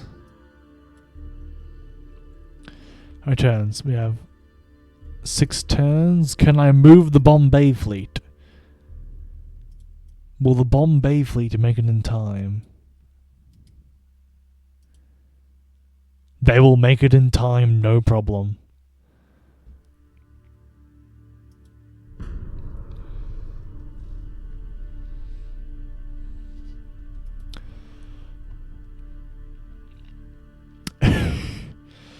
The Spanish head of the Navy's crap, apparently.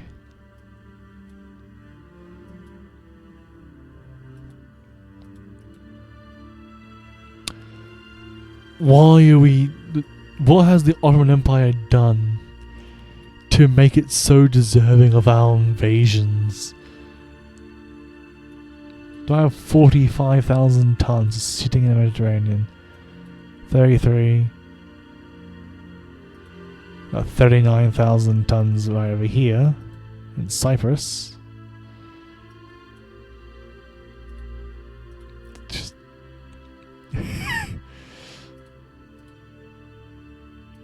it's just a good day. It's just good business.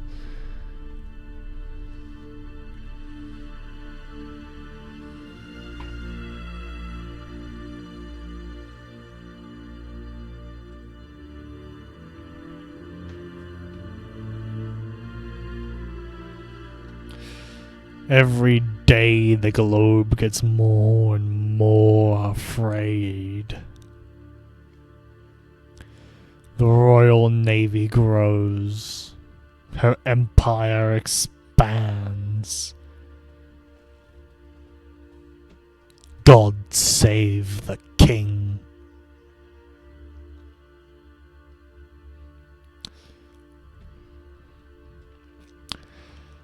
Yeah, this is just a normal part of the game. You have to wait a little bit. Everyone else is designing their fleets, building new ships. You eventually have to counter all these ships by retrofitting your existing fleet or building new ships to counter them.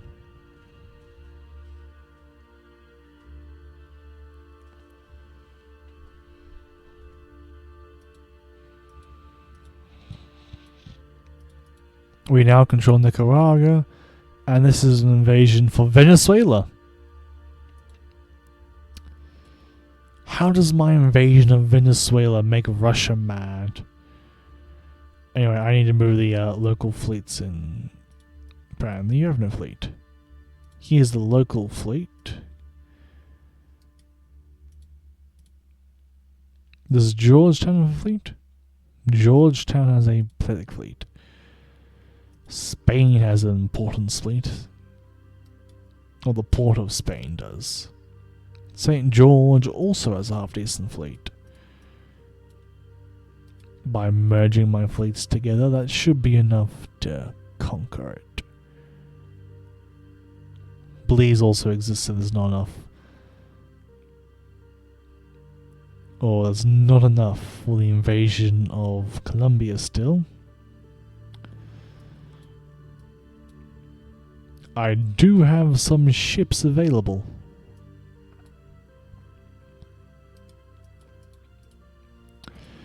Go, my beautiful British fleet. Conquer South Africa. Imagine if Hoi 4 had the sheer amount of fleet importance this one. I'm almost at war with Germany already.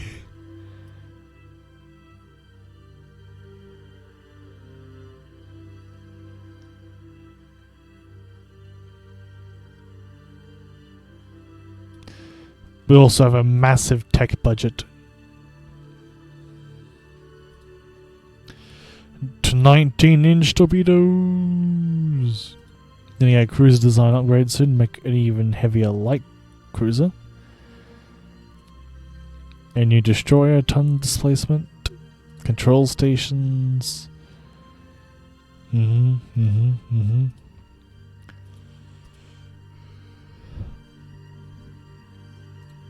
Torpedo tubes, twin torp tubes. Very nice.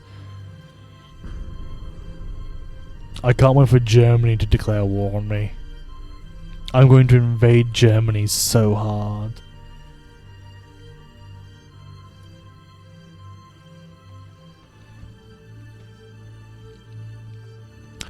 But first, I have to conquer the world.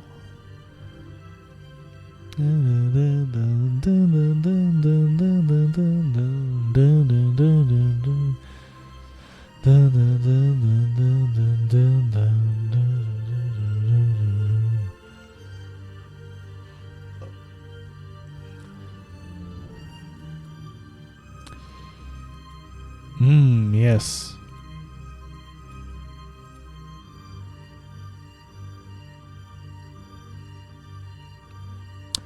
We're 1,000 tons short over here, eh? Watch them of the Belize fleet.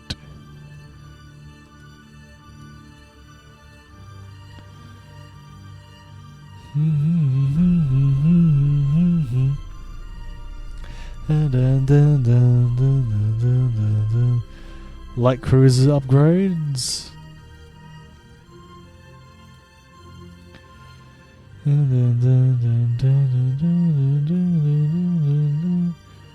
Yep, you're gonna succeed. You're gonna succeed. You're gonna succeed. And you're gonna succeed. Never make fun of the British Empire. We are the Empire.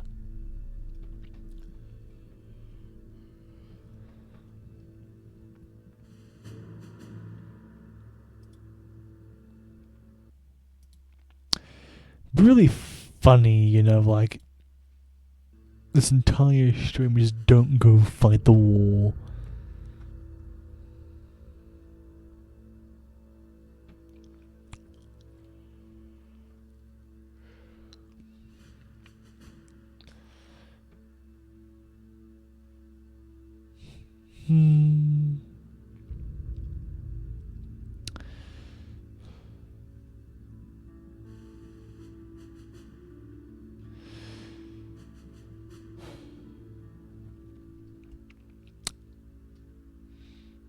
I bet it's the Germans building a new fleet.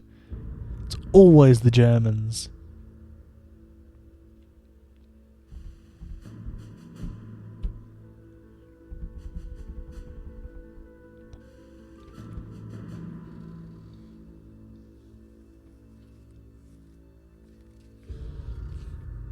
There we go.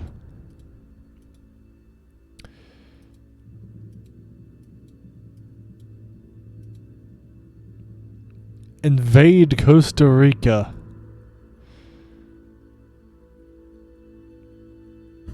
Six turns. You're done in 4. You're done in 2. So we've got plenty of time for the Costa Rican invasion.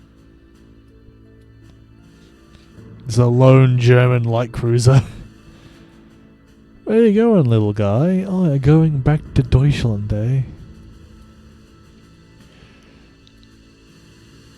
That reminds me. Let's see here. Alright, time to go tell the Germans to go fuck themselves. I want to go to war with the Germans. And we're fighting the Hood. We have the battleship Hood. Oh, like, look at this. Look at this Ottoman fleet. If only there was a way we could counter it. Like Like, look, like we're hopelessly outmatched. There's no way we're gonna have a chance of winning this battle. The Ottoman navy is too strong.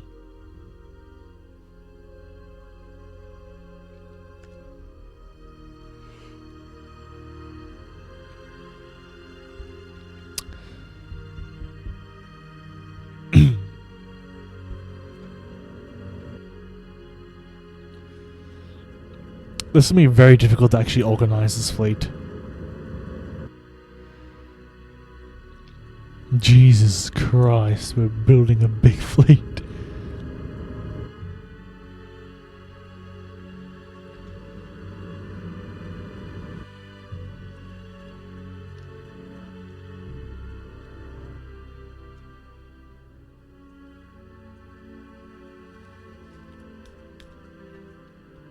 We're loading in.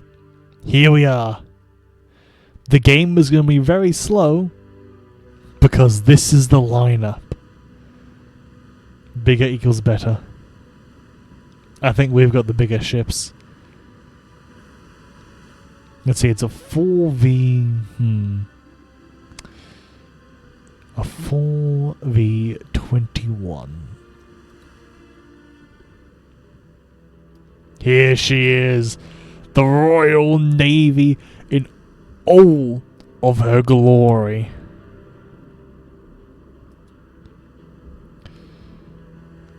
We have Battleship Hood.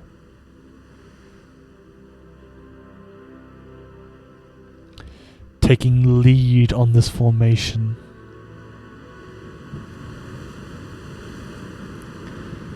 Look at her in all of her glory. She's a beautiful ship. The Narcissus and the Cressy are assisting in formation of the screen. Give the order for the Danae to break off, to capitalize on their speed. Send these destroyers out as well to go hunting.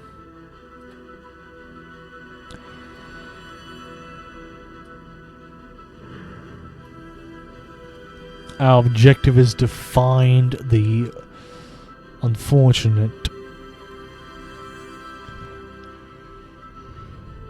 Ottoman fleet.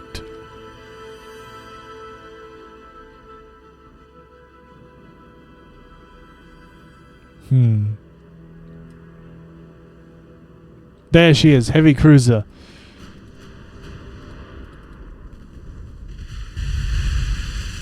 The biggest ship in this engagement on the Ottoman side. The CA-711. 10,000 tons. 20 knot top speed. She's got pretty average armor. 10-inch guns, so she's not lightly armed. 6-inch secondaries, 1.2-inch end torpedoes.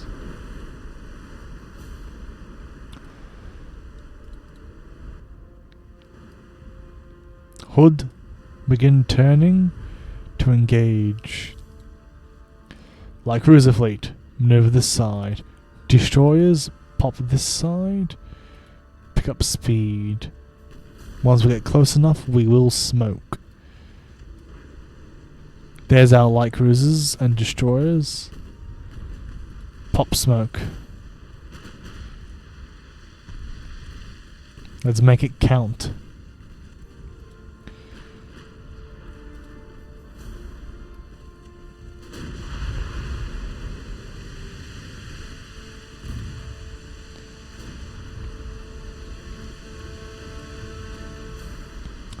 The plan is we're going to run up on the side of the heavy cruiser to torpedo it.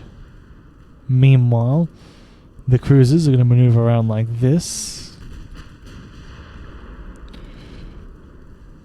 And here we go. The DDs are breakneck pace.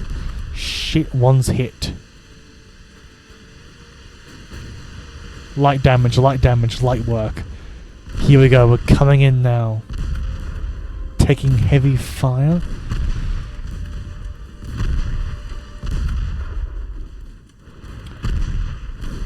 damage is light or we're flooding.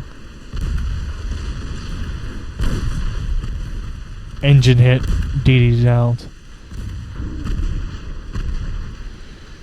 Oh no! Oh, that's 2 destroyers. Oh! Only 1 destroyer lost, baby.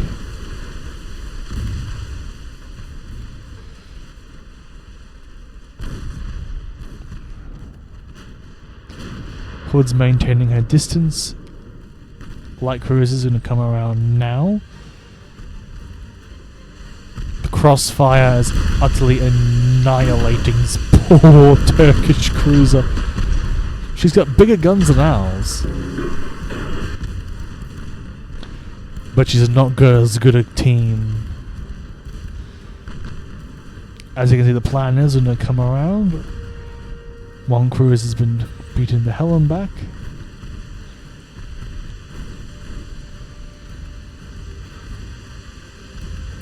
The Turks are on par of speed.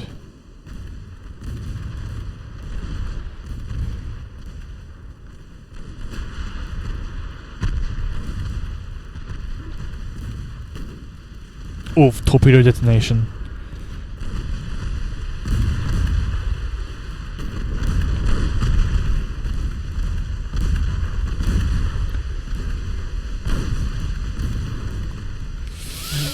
That's gonna hurt. Ah, just got me.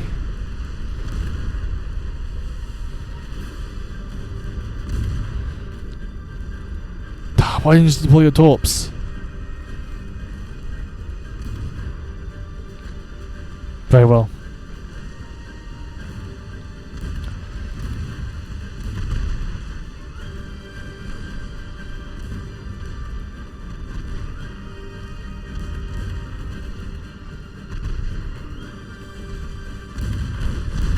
Over to the Turks, they're putting up one hell of a fight.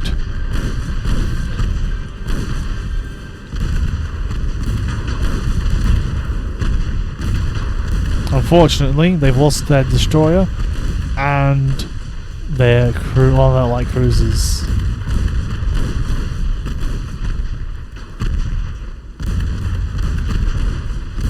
Well, I reckon I might head to bed. Just talks about the seabed. Jokes aside, have fun, enjoy the rest of the stream. How about I do have fun the rest of the stream? You enjoy your bed, old sport. Okay, Hood. Bring her around. These 2 DDs. Ordered to retreat.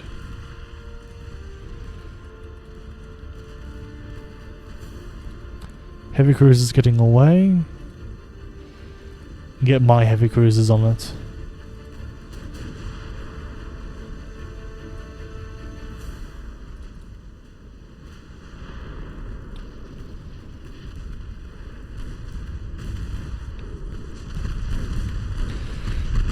This is a very point-blank maneuvers. The utter detriment of this poor light cruiser. This man has been torped at point-blank and she's flooding heavily. And the other light cruiser is sunk. We're now hunting the remaining battleship. No, don't collide! Okay, we're good. Fucking DDs and light cruisers, I swear. We are now hunting the final enemy. A singular heavy cruiser.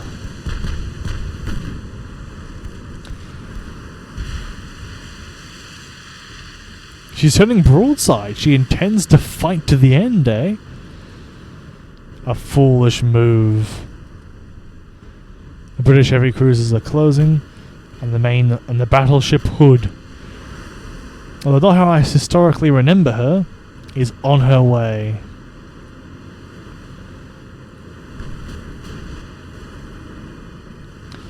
Meanwhile, British light cruisers are making a dash. She's turning away quickly.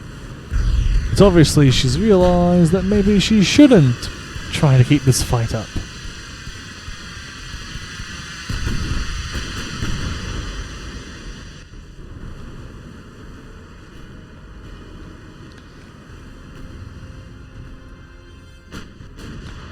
Also very bad for her is that she's not as fast as the British heavy cruisers, meaning she's doing outrun.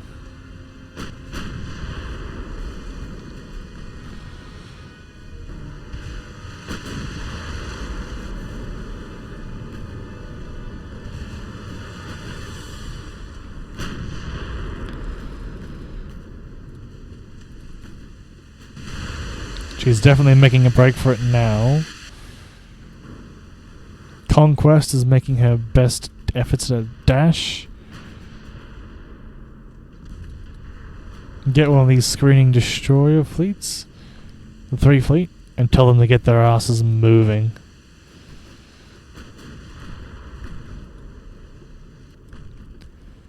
It's quite obvious that we are doing a very swift dash.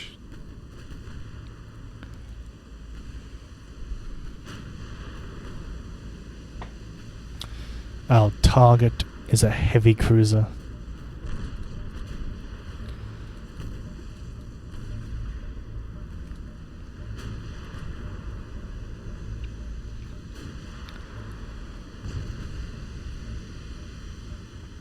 She's making a very quick dash.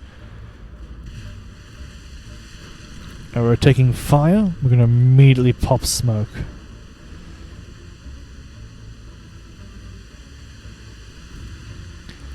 Not sure what spewing the 2-inch gun's gonna do. I appreciate the enthusiasm, guys, but 2 inches ain't gonna cut it this time.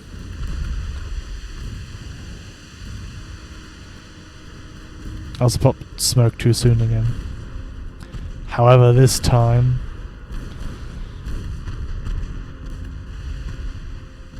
we're gonna get the torps off.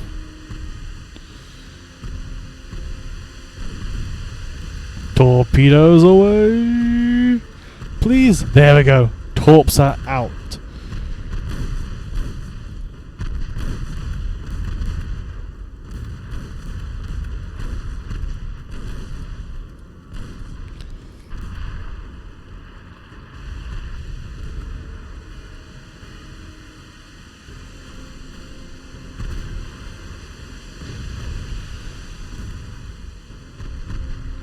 There's the heavy cruisers coming in, chat. Crossfire, baby. One hell of a thing.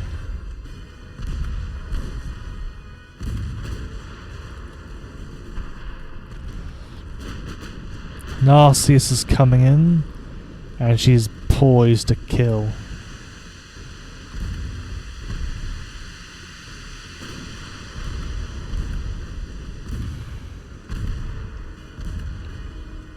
Again, the whole point is this poor Turkish heavy cruiser is now caught in heavy crossfire.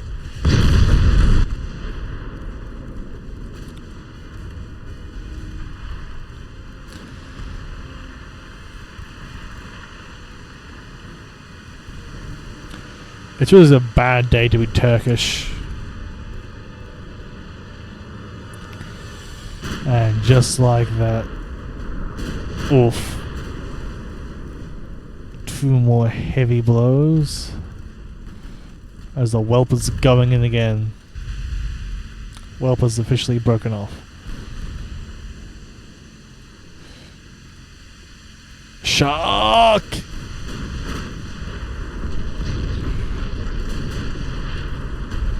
What the hell, Shark? What a very antsy ship, eh?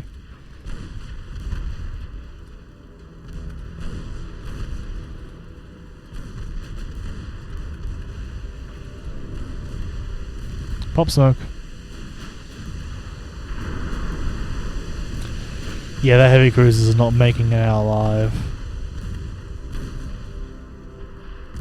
We're going to hand deliver these torpedoes.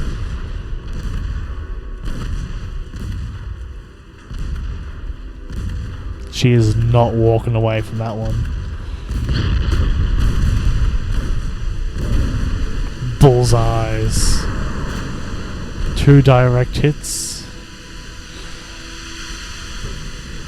And just like that, the final heavy cruiser sinks.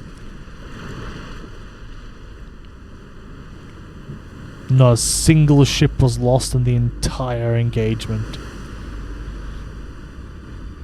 The entire Ottoman fleet, 1,600 men, are dead. Definitely see the fighting here.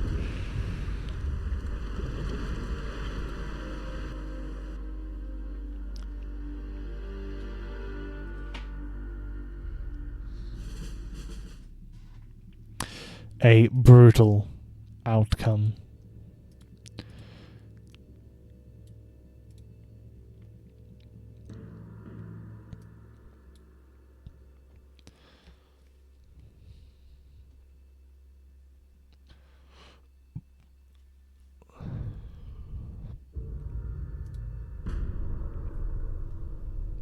And just like that.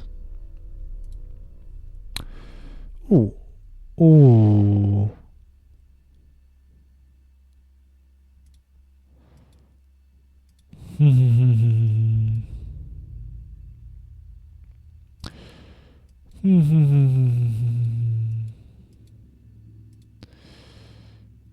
Oh, it was the wrong Egypt. I needed northern Egypt. Damn it. Oh well, at least we got a new port or location base. With that being said, however,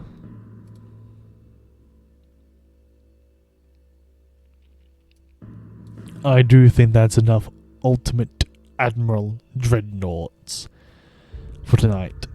So, I would like to thank you all for... I've lost a destroyer. No, not lost. It's just simply being repaired. Go to the fleet. All the way down here, I gotta find it. Low crew, there you are. View. Wrong button.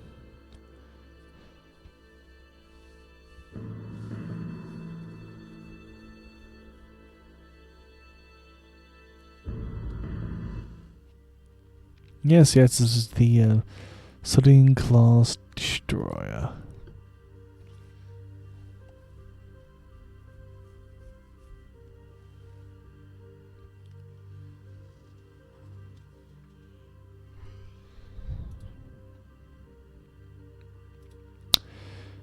Let's get some extra finances to the tech budget. Buff the crew budget as well.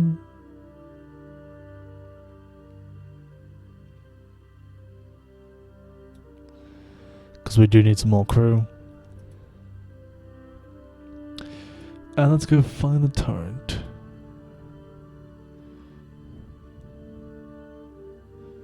Not in that fleet, you must be in this fleet.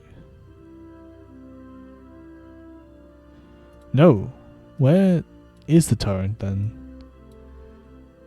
Is she in port?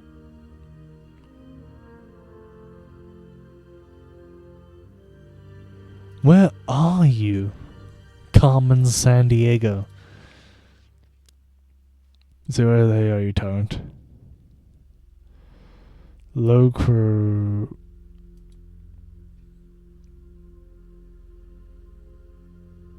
You're in Limassol.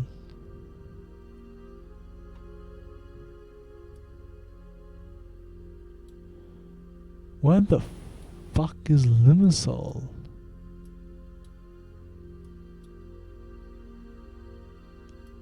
I can't find my own ship.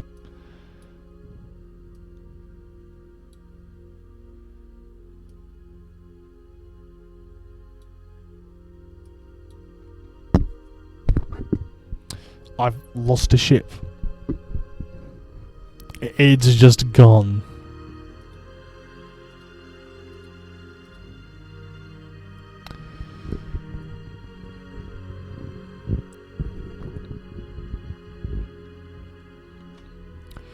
With that being said, though, it is getting late. Alright, Dreadnaughts has taken our army. So yeah, I'd like to thank you all for watching. An absolute pleasure to have you all here, as always.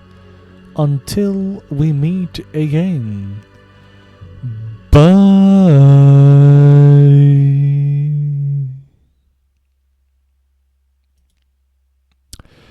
And for you YouTube watchers, your secret message is, where the fuck is my ship? Bye.